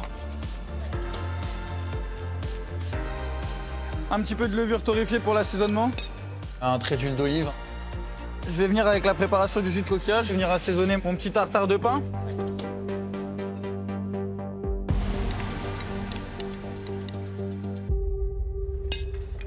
Parfait. C'est très bon, c'est très bon. Ça va recentrer le pain au centre de l'assiette et venir apporter un peu, j'espère, le succès de cette recette. Le point fort de cette assiette, finalement, on y sera arrivé, c'est cette idée de tartare de pain. C'est quand même quelque chose d'assez innovant et en même temps qui met complètement le pain au centre de l'assiette, donc sujet respecté.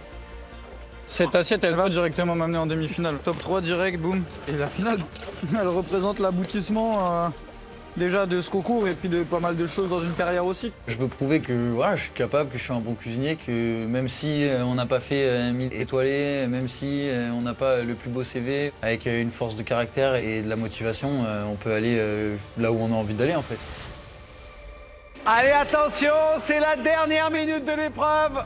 Alors, Pour mon dressage, je sais pas ce que je préfère, putain. Je sais pas, franchement. Allez, Victor. Chef. Là, je dispose mon steak de pain, ma petite chapelure bien dorée. Est-ce qu'on va avoir une qualification pour les demi-finales? Allez, 10 secondes. J'ai jamais été aussi laser. 5, 4, 3, 2, 1, top, c'est terminé. Allez, c'est bien. Ça y est, c'est terminé, chef. Pour cette deuxième dégustation de quart de finale, nous allons découvrir les impressions des chefs Droineau et Ravin en même temps que les candidats. Ce ne sera qu'au moment du verdict que nous découvrirons les avis de Stéphanie Lequelec et que nous saurons alors si elle a fait le même vote que nos chefs invités. Un candidat va-t-il enfin réussir à se qualifier et devenir le favori de la compétition?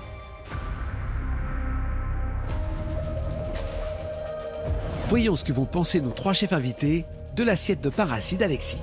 Je me le montre, ça y est. Alors, le pain retrouvé. Alors là, on a travaillé sur quelque chose de direct. Hein. Ouais. Il n'y a pas de blabla là. Alors, j'imagine que la sauce, c'est ça. J'attends vraiment de comprendre ce qu'il a voulu dire de pain retrouvé. Mais, à mon avis, c'est un pain perdu, parce qu'on l'a retrouvé. Déjà pour commencer. Ça a l'air d'être assez gourmand et assez riche. Et je pense que finalement, il a mis cette boisson à côté pour venir un petit peu nous rincer. Tu vois?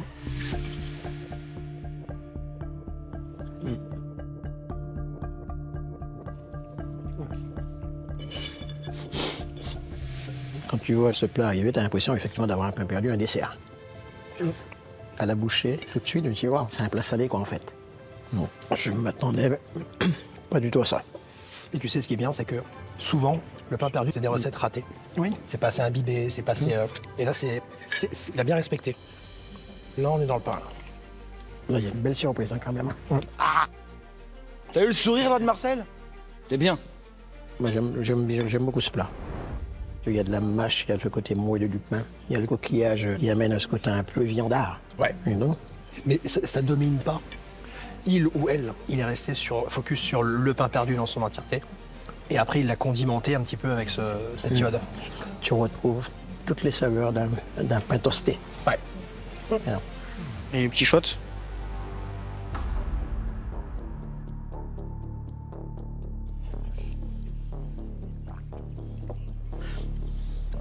Alors moi, j'aime bien la boisson.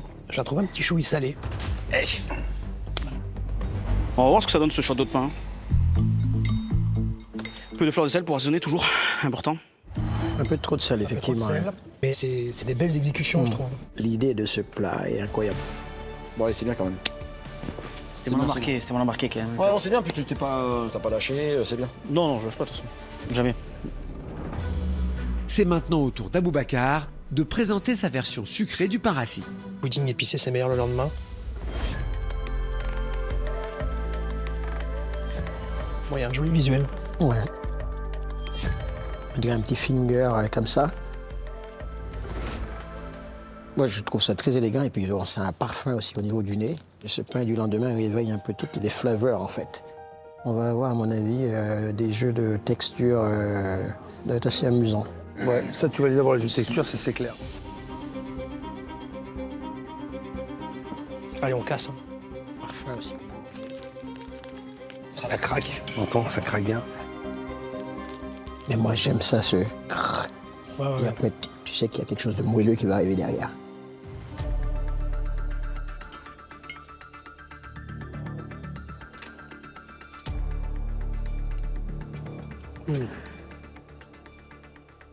Il y a du relief, hein. Il y a du moelleux.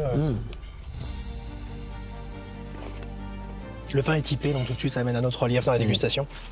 Bah là, on dirait un petit peu une sorte de spéculoos ultra gourmand. Ah, c'est bien ça, hein?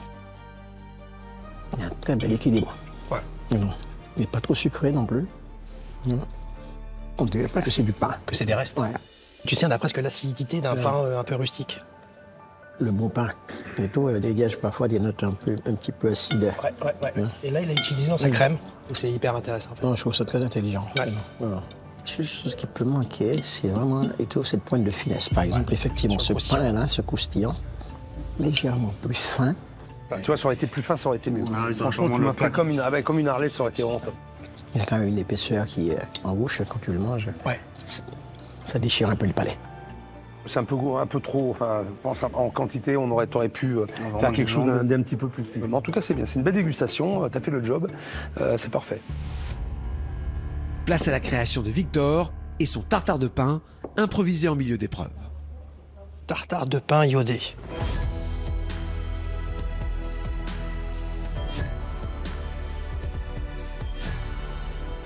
Visuellement,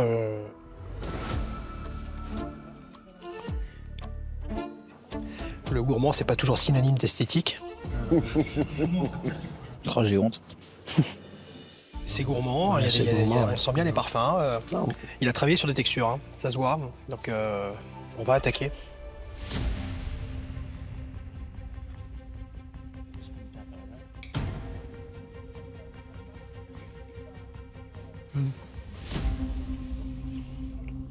Il y a un parti pris. Hein.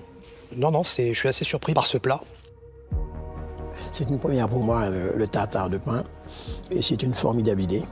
C'est bien. On a tous les codes du tartare. Et du pain. Et du pain, bien sûr. À ce côté un peu imbibé, moelleux, t'as exactement la même texture qu'une viande. En tout cas, il ou elle, il y a une volonté farouche de travailler sur la gourmandise. C'est très bon. Non, c'est malin.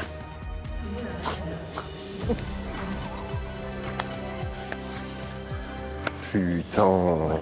Au moins, les goûts, c'est là, quoi. Mais c'est bien, moi, je suis content de toi. Au moins, j'ai une bonne déguste. Je suis content, mais j'ai aucun souci sur le goût. T'as un très bon goût. Dernière assiette, celle de Viviana. Gourmandise autour du pain. J'ai l'impression d'un cordon bleu pané. Oui, c'est quand même assez mystérieux là pour l'instant. C'est surprenant.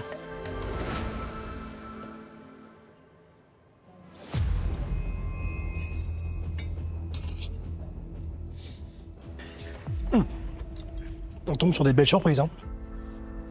Ouais.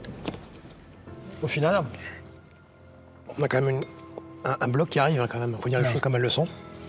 Mais c'est quand même léger à l'intérieur. C'est bien assaisonné. Le pain est là. C'est gourmand. Ouais. Petit coup de cœur pour ça. Oh, putain. Mais si jamais on l'a, là, je te dis pas. Hein. Mais il y a quelque chose quand même qui me dérange. Ça manque de finesse. Non, ça va. Peut-être, peut-être un peu plus de finesse, mais je trouve que le goût est respecté quand même. Ouais, non, le goût est respecté. Moi, j'y reviens. Hein. Ouais. Il y revient. Peut-être. On ne sait rien. Les dégustations de ce deuxième défi sont terminées. Avant de découvrir ce qu'en a pensé Stéphanie Lequelec, voyons qui a obtenu la première place pour notre jury de chefs invités. Place au verdict de ce défi. Laissez-moi en profiter pour remercier Terre Azur pour la fourniture des produits de cette épreuve, dont le surplus sera bien sûr donné à la Croix-Rouge française. Je vais maintenant vous demander, chef, comment vous avez trouvé ce défi? Est-ce que les candidats s'en sont bien sortis? Marcel? Oui, je trouve que c'était un bel exercice et vraiment, on a eu de très très belles surprises. Incroyable. Les candidats en forme, Stéphanie? Très en forme. Très belle épreuve. Ok. Alors, je vais maintenant vous demander, Marcel, au nom des chefs invités, de nous dire qui, selon vous, remporte ce défi.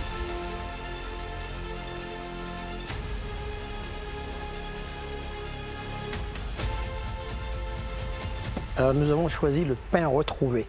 Oh, papa! L'assiette d'Alexis. Pourquoi, chef? La prise de risque, c'est un trompe-l'œil, clairement. Les assaisonnements ont bien suivi sur une version salée. Travailler avec de l'iode sur ce type de support. Le sabayon, j'ai adoré.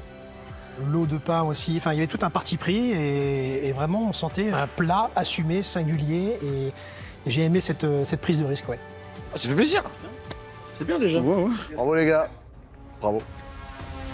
Alexis, vous l'avez compris, si Stéphanie Lequelec a également choisi votre assiette, Vous serez alors le premier qualifié pour les demi-finales de Top Chef et prendrez la place de favori de la compétition.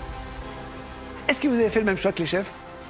J'ai eu beaucoup de mal à départager les candidats. J'ai longtemps réfléchi. Stéphanie Lequelec a longuement hésité entre deux assiettes. Et l'une d'elles est justement le plat d'Alexis. Sera-t-il le premier qualifié? Deviendra-t-il le favori incontesté de cette saison avec son pain retrouvé? Visuel avec beaucoup de gourmandise, qui aurait peut-être mérité d'être un tout petit peu plus net et élégant.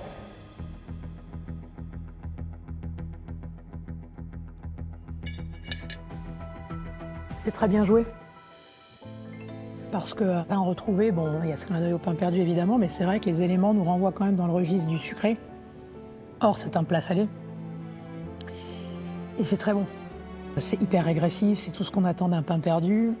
Le pain est très bien imbibé. On a un jeu de texture qui est intéressant. C'est plutôt une très belle surprise, une belle idée. Une autre assiette a séduit la chef Lequelec, c'est celle de Viviana.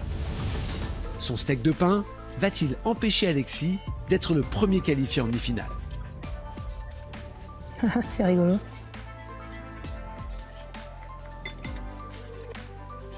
L'idée est assez géniale. Hein. Cette espèce de trompe-l'œil où vraiment on se dit, bon bah, tiens, le candidat ou la candidate n'a pas forcément bien compris le thème puisque bon bah, elle a joué le pain côté panure. Donc on va avoir un élément pané et on va passer à côté du pain. On coupe, c'est une tranche de pain qui est panée, donc franchement, c'est dans le mille en termes de thème. Après, c'est très bon, mais est-ce que le volume de la pièce principale n'est pas un peu trop important? Alexis qui remporte un point, donc je sais que je ne pourrais pas aller dans la demi-finale directement. Mais pour mon psychologique, ça pourrait être bien m'empêcher Alexis d'être première. Stéphanie Lequelec aura-t-elle choisi la même assiette que les deux chefs invités, c'est-à-dire celle d'Alexis? J'ai choisi l'assiette gourmandise autour du pain. Viviana! Eh ouais.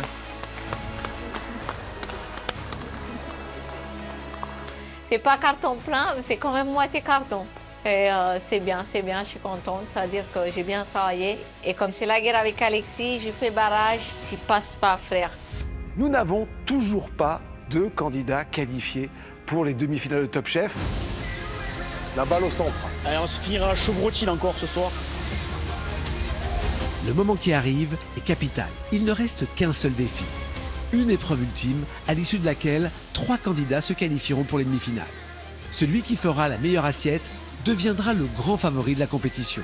Et la moins bonne verra son candidat éliminé au pied du podium. L'enjeu est crucial, et pour sauver sa place, il va falloir sublimer le macro. Bonne chance à tous les 4. 3, 2, 1, c'est parti. Allez, vas-y.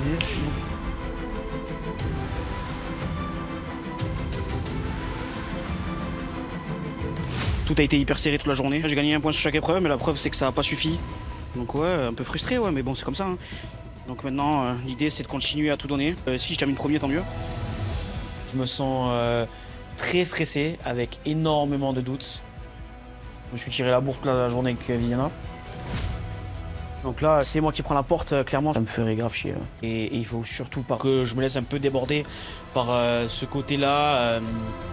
Là, pour rendre des coups, de toute façon, on rentre dans l'arène et feu, quoi. Alors, je me focus un peu. Là, on va la faire la brute, là. Je réfléchis sur une recette. Le but, c'est que le macro ne disparaisse pas, quoi. Si le macro il disparaît, je suis hors sujet. Si je suis hors sujet, c'est maison. Donc l'idée, c'est de faire un double terre-et-mer, une partie crue, une partie cuite. Bon, pour la partie crue, je vais faire un tartare de macro avec des croustillants de lard fumé. Et après, je mets juste par-dessus. Les chips de feuilles de sauge frites pour aller chercher une texture un peu croustillante, mais aussi quelque chose qui va venir me parfumer ce macro, quoi.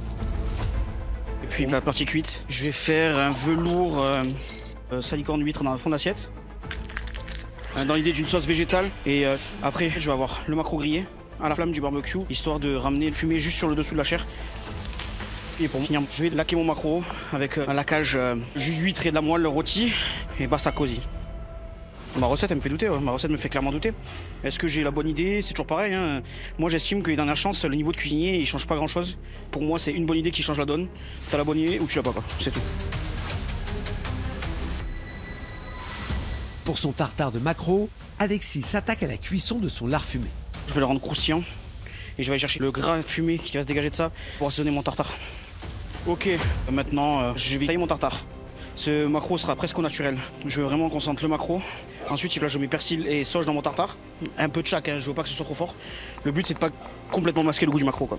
Là, l'idée pour sublimer le maquereau, c'est de pas aller chercher trop de fioritures. Le défi, c'est de trouver le bon équilibre des saveurs, la balance. Venir condimenter ce maquereau avec peu d'éléments, mais lui apporter un goût et le sublimer, tout simplement.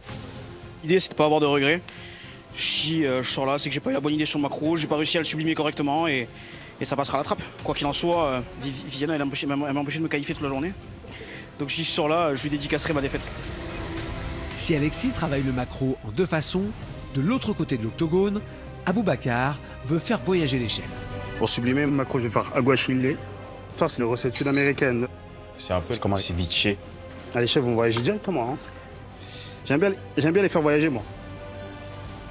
Et c'est vrai que depuis le début du concours, de faire voyager les chefs, c'est vrai que ça m'a réussi. Et donc là, je vais faire encore un braquage. Dans mon assiette, il y aura le maquereau là, ma pièce maîtresse. Ce sera en petits cubes, en cru. Qui a un peu de gourmandise quand même, pas trop fin. Ensuite, il y aura ma sauce aguachile, bien pepsée. Et tu as vraiment le truc frais. Et je vais faire à côté du maquereau rôti au barbecue. Piqué sur la queue. C'est comme une petite brochette de maquereau là. Et je vais napper du petit maquereau, poivron rouge, avec les petites tomates comme ça. Un peu espagnol, tu vois. Et je mets vraiment tout sur mon jus d'aguachile bien épicé. Il faudra vraiment pas se louper dessus. J'ai pas envie de rentrer ce soir. Pas du tout. Pour son aguachile, Aboubacar mixe une belle botte d'oignons nouveaux, du poivron vert, de la coriandre avec un peu d'eau. Ils sont bons. Ça sent vraiment bon. Ah, aujourd'hui, j'avoue là, le défi éliminatoire, c'est une dinguerie. C'est victoire, victoire, victoire, victoire. Ouais, sauver ma peau. Je sais pas trop mettre de piment. Je sais pas s'il pique ou pas. Ah, putain, ils sont trop durs. J'ai plus de force dans les bras. Ah, laisse tomber, Top Chef, c'est trop dur. Il faut vraiment pas que je me loupe. C'est l'équilibre des goûts. Mon aguachile, c'est un peu la pièce maîtresse de mon assiette. Je peux pas passer sur ça. Parce que je suis battu comme un guerrier. Ah non, je peux pas passer comme ça. J'espère qu'elle est pour moi cette place en demi-finale. Hein. C'est le moment que j'aille. Aboubacar. Ça va, Alexis? Ouais, on est là. Hein. Victor, ça va? Oh, t'es médecin? Si Aboubacar mise tout sur cette sauce percutante, Victor décide de sublimer le maquereau en le mariant au brocoli. On a 3 places, on est tous dans les mêmes états d'esprit, tous dans la même approche par rapport à cette épreuve. Je pense que, bien sûr que je la veux ma place en demi, j'ai l'air de pas vouloir ma place en demi là, franchement. Là, c'est vraiment la guerre, donc il faut être celui qui se démarque pour être sûr de passer en demi-finale sur cette épreuve. Dans le fond de mon assiette, l'idée c'est de faire une sauce, jus de crustacé poisson, montée avec une crème qui est pignon de pain mixé, pour vraiment apporter gourmandise à la recette. Et là-dessus, on va venir y disposer le filet de maquereau juste cru, à peine brûlé, pour vraiment avoir ce goût de chair de poisson cru que moi j'aime bien. La garniture, on va partir sur des brocolis cuits au barbecue. Et pour finir, toujours dans une démarche d'utiliser les produits dans leur intégralité, je vais venir utiliser aussi les pieds de brocoli. Je vais tailler des jolies lamelles à la mandoline qui vont apporter du croquant. Et puis basta, papa! La difficulté avec le maquereau, c'est déjà c'est un poisson qui a du goût assez puissant mais qui peut vite être effacé par quelque chose. Donc il faut l'accompagner avec des choses qui ont une cohérence dans les goûts tout en restant sur un truc qui va tout droit pour plaire au chef, quoi. Le brocoli, là, je viens tailler mes sommités. Je les fais blanchir à l'anglaise. Il faut faire attention à pas trop le surcuire ni le sous-cuire. Sous-cuit, ce serait croquant, trop croquant et pas bon. Et surcuit, ce serait puré, mou, ça se tiendrait pas et en plus ça perdrait cette belle couleur verte que ça a le brocoli. Le brocoli, c'est un produit, je trouve, qui est un peu sous-coté déjà. On le voit pas souvent dans nos assiettes alors que c'est un produit que j'adore. Bien travailler dans une recette avec quelque chose de bien équilibré, moi je trouve que c'est un plus qui fait la différence. Ensuite, je vais faire un petit laquage au miso avec mon jus de crustacé. C'est un goût très propre, c'est une pâte fermentée. Là, on est sur un miso blanc, donc on est sur quelque chose de assez légèrement fermenté. Là, je balance un peu d'huile de sésame.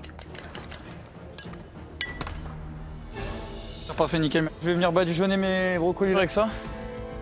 Pour avoir quelque chose d'assez couillu.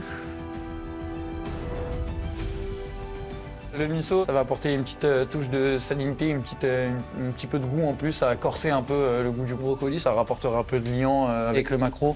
Maintenant, je vais les mettre au barbecue, je vais les faire cramer. Je veux que vraiment ça apporte ce côté torréfaction au lacage au miso pour vraiment avoir un goût puissant. Ça va vraiment donner ce goût de fumée. Ça rajoute assaisonnement, salinité, ça apporte aussi une texture. Forcément, ça fait flipper. Enfin, je suis arrivé jusque-là, j'ai pas envie que ça s'arrête si peu de temps avant vraiment les demi-finales. Voilà, hein, maintenant, l'assiette va parler d'elle-même et puis on verra bien. La vie de ma mère, que celui qui veut me prendre la veste, il a intérêt à courir plus vite que moi. Bon les gars, vous me laissez me qualifier parce que j'ai marqué quand même 2 points aujourd'hui. Hein. Retrouvons à présent Viviana. Peu inspirée par le thème, elle parie sur une cuisson instantanée avec un bouillon marin très chaud. Viviana, ça va? Mais pas du tout, c'est un cauchemar. Pas l'habitude de travailler le maquereau. C'est pas un poisson qui me plaît, mais c'est comme ça. Je suis très tendue, c'est la page blanche, j'ai pas d'aspiration et c'est très frustrant. Si je me fais sortir en épreuve éliminatoire avec un maquereau parce que j'ai pas cuisiné maquereau de ma vie, ça fait chier. Ça fait vraiment chier.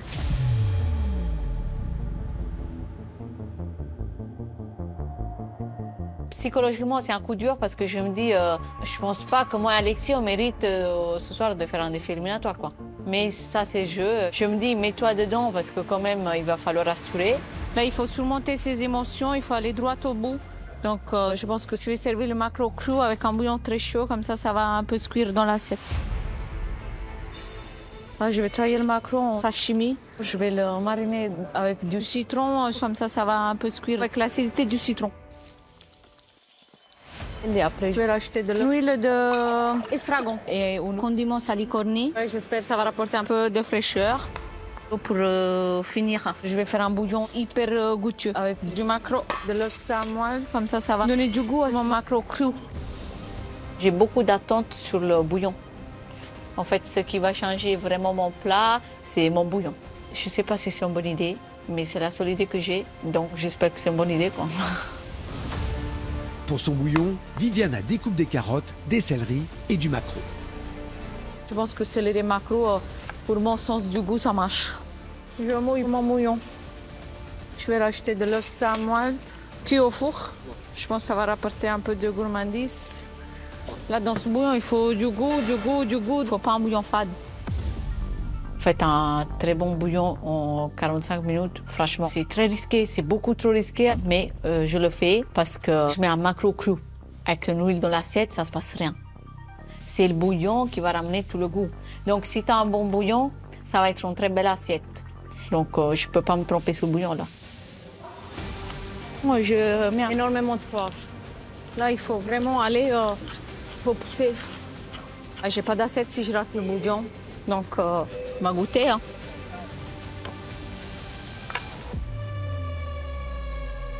Je pense que ça manque de l'acidité. Je vais rajouter du citron sur mon bouillon. Je rajoute aussi du jus de citron pour donner un peu de tension au bouillon. Vraiment, je vais avoir un bouillon vivace en bouche.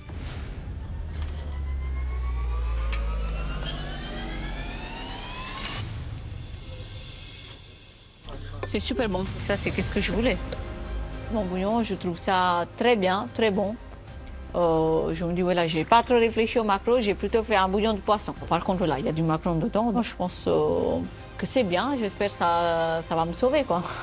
Non, j'espère que j'aurai un plaisir en demi-finale. Je n'ai pas fait tout ça pour rien.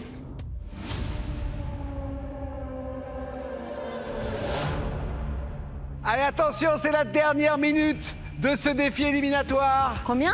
Dernière minute. Ah, c'est chaud, papa. Faudrait que je fasse un petit rappel croustillant sur le maquereau. Ouais, je vais faire sauter des petites amandes effilées en deux. Elle me manquerait un peu de croustillant. Je voudrais faire un brunoise, des carottes pour amener un peu de texture.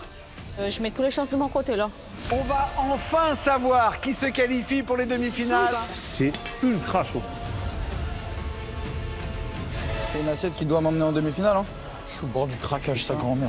Est-ce que j'en ai assez fait? Je ne sais pas. Est-ce que j'en ai trop fait? Je ne sais pas. J'espère que j'ai pas fait le con. Je suis au bout de ma vie. 5, 4, Je suis rien, je suis à 200%. 3, 2, Allez, chaud devant. 1, top, c'est terminé. Carré. C'est un cauchemar. Allez, dégustation des chefs à la main.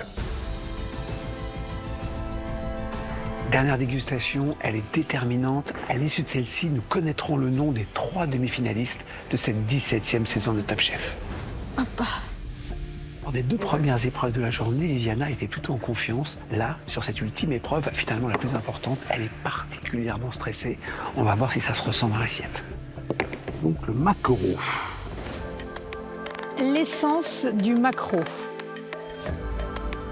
Puis on voit un petit pesto sur le maquereau. Ça peut être intéressant. Versez le bouillon sur le maquereau pour qu'il coule au centre de l'assiette. Ça sent bon déjà. Déjà, il dit ça sent bon, ça me rassure. Moi, je trouve que c'est une belle assiette parce qu'on a un petit côté à la fois esthétique et technique, même si c'est pas une révolution en soi. De venir cuire ce maquereau, le mettre en corolle comme ça, tout prend un peu de sens. Avec un petit mi-cuit quand même. Ouais. Et il y a quand même du travail entre le bouillon finalement, la petite huile d'herbe qu'on a, etc. Donc c'est quand même plutôt pas mal. Bah, pour le moment, c'est très positif. Ils aiment bien l'esthétique, bien l'assiette. Ils disent que quand même il y a du travail derrière. Merci, parce que franchement, j'étais en dépression dans ma tête. Ça n'a été pas évident.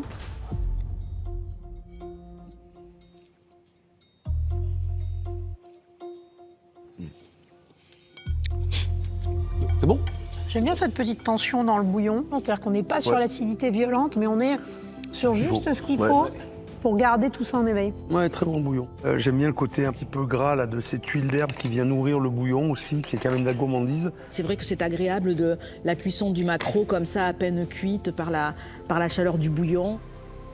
Pour le moment, ça va, hein. Après, j'ai un tout petit bémol peut-être, c'est sur la carotte qui vient un peu cacher le maquereau quand même. J'aurais mis juste 8 à 10 petits dés de carottes, ça suffisait en fait presque. Ouais, mais peut-être plus une lamelle coupée plus finement. Moi, la grosseur de la brunoise m'embête un peu. Oh, bah ma chef, elle me défend pas là. Elle n'a pas reconnu la main, ça je vais lui dire. Mais un beau plan en 45 minutes quand même, clair. Je sais pas, c'est assez mitigé. J'espère que ça passe bien. Voilà, ça serait dommage de sortir avec, après une belle journée comme ça et on croise les doigts et voilà. Ça, c'est l'assiette de Victor, plutôt à l'aise avec le thème. Il a l'habitude de travailler le maquereau dans son restaurant, plutôt content de son assiette à l'arrivée. C'est pas toujours le cas. On va voir ce qu'en pensent les chefs. J'ai un peu peur quand même. Maquereau à la flamme, brocoli, pignon de pain. C'est une jolie assiette, très colorée. Je la trouve belle, organique. Elle a une espèce de cohérence et dans la couleur et dans les éléments choisis. La seule chose qui me fait un peu peur, j'espère que le brocoli n'est pas trop présent dans l'assiette. Voilà, c'est par rapport au maquereau, c'est ça qui me fait un peu peur. Non mais c'est vrai que ça met presque le maquereau au second plan. Oui. C'est ça qui me fait un peu peur. Ah.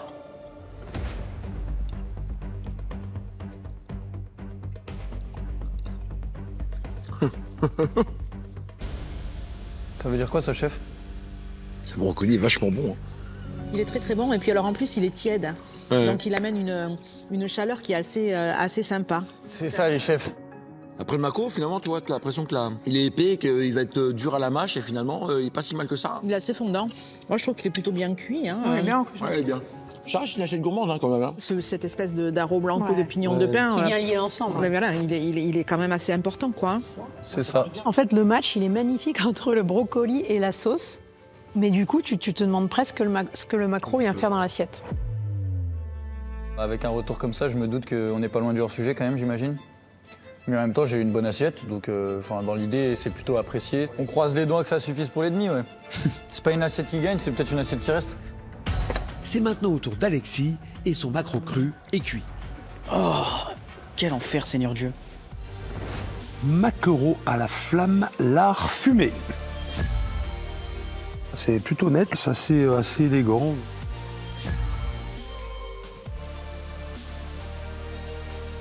Ouais, 2 services du maquereau assez simples. C'est un fusion, on dirait. Bon, bah là, ils font la tronche. Hein.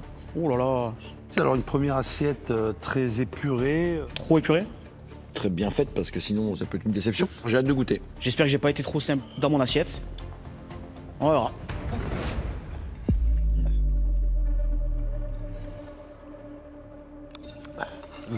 On sent un peu le lard fumé là. Oui. Du coup, le maquereau est bien cuit.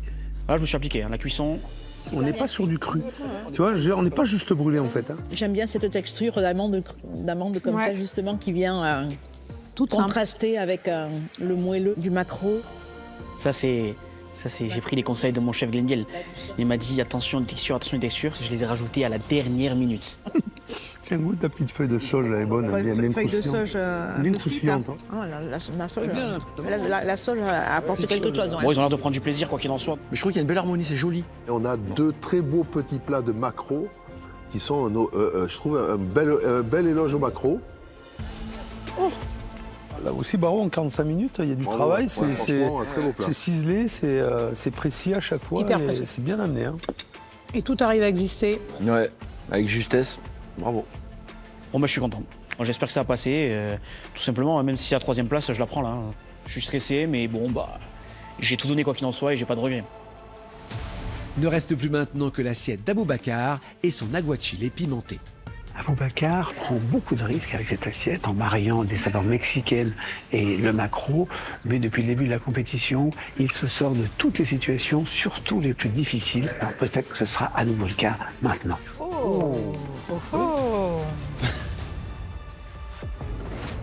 Maquereau en 2 cuissons.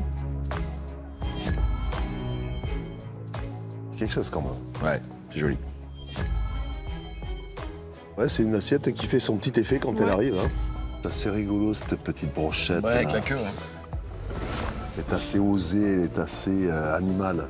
J'aime bien. Préhistorique. Je suis intrigué. Je suis content. Hein. Ouais, je me sens bien, j'ai hâte qu'il goûte.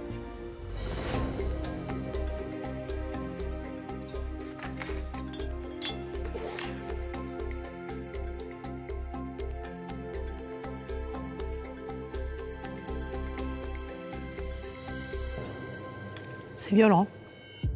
Une grosse amertume. Grosse amertume. Il n'est pas assaisonné le maquereau là. Hein? Bon, elle n'est pas brûlée.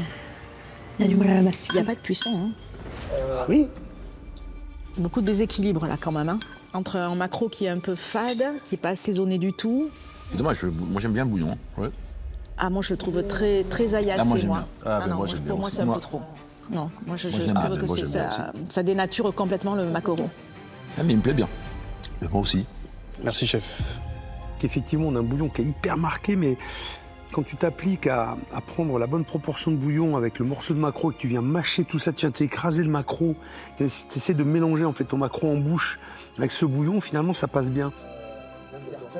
C'est un plat qui est très complexe en fait. Merci, chef. Chef, je reste toujours là pour me sauver, pour avoir ce petit mot qui va bien pour moi. Même si c'est moi qui ai fait l'assiette, ça fait plaisir. Tu sens qu'il y a un vrai potentiel. Ouais, moi je trouve pas ça intéressant. Allez, 2e essai, 3e essai, et t'as quelque chose de puissant. En fait, il laisse pas indifférent ce plat malgré tout. C'est ça. Mais c'est bon, moi je suis assez surpris. C'est pas le genre de saveur que j'aime beaucoup d'ailleurs, et je trouve que le bouillon est vraiment sympathique. Moi j'y reviens. C'est mitigé. T'as chef Le Quélec et chef Darroze, bah, ils adhèrent pas. Mais les garçons aiment bien dans l'ensemble. Tout va dépendre. Si les autres ont fait quelque chose de meilleur que moi, ça va être un peu compliqué quand même pour moi.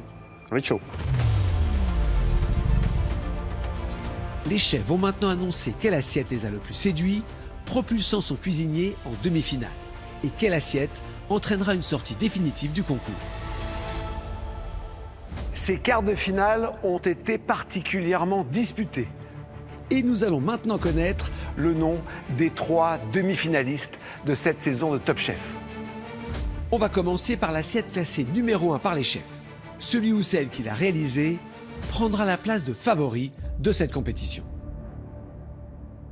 La première assiette qui se qualifie pour la demi-finale est maquereau à la flamme, lard fumé.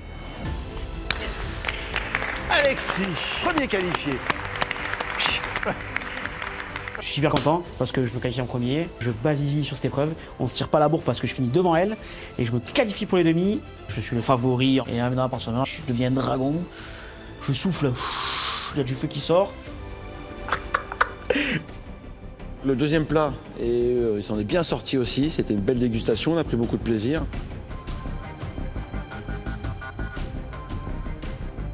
Essence du maquereau. C'est bon. Yes. Viviana. La brigade rouge d'Hélène Darroze reste dans la course. Je suis contente, j'ai eu peur. Merci, je suis trop contente. Je suis en demi-finale.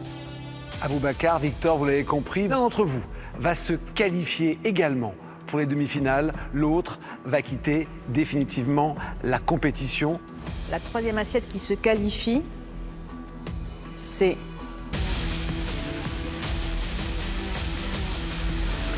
maquereau à la flamme, brocoli, pignon de pain.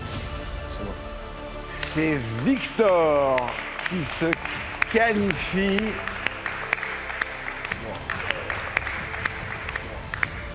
Yes! Putain, les demi-finales, enfin. Ça passe. Après tant de rebondissements, après avoir surmonté toutes les difficultés, après s'être qualifié, être revenu dans la compétition à de nombreuses reprises, après avoir donné l'impression d'être quasiment imbattable, cette fois-ci, c'est vraiment terminé, Aboubacar. J'étais à un doigt de la demi. Moi, je suis vraiment déçu parce que ton parcours a été quand même extraordinaire. Et je regrette vraiment que tu partes là-dessus parce que je pense que tu avais compris beaucoup de choses et tu n'étais pas loin de pouvoir continuer cette aventure et aller en demi-finale. C'est dommage, c'est comme ça, mais tu peux être fier de ton parcours. Merci. Top Chef, c'est une belle revanche sur la vie. Au départ, c'était pas facile. Professionnel, sommet d'embûches, cantine scolaire, tu finis par un étoilé, David Toutain. Après l'étoilé, Top Chef, c'est que ça va, ça monte bien. Ça montre qu'il faut pas lâcher. Et à tous ces jeunes gens, c'est le futur. Ceux qui ont des difficultés scolaires, ceux qui sont un peu moqués, ceux qui ont un handicap, n'écoutez pas, tout est possible dans la vie. Il faut vraiment croire en ses rêves, en ses objectifs, tout peut arriver. Le phénix de cette saison de Top Chef va prendre son envol. Cette fois-ci, effectivement, c'est la fin du parcours. Ouais. Mais quel parcours! Alors, un grand bravo, Aboubacar. Sous les applaudissements de tout le monde ici. Bravo!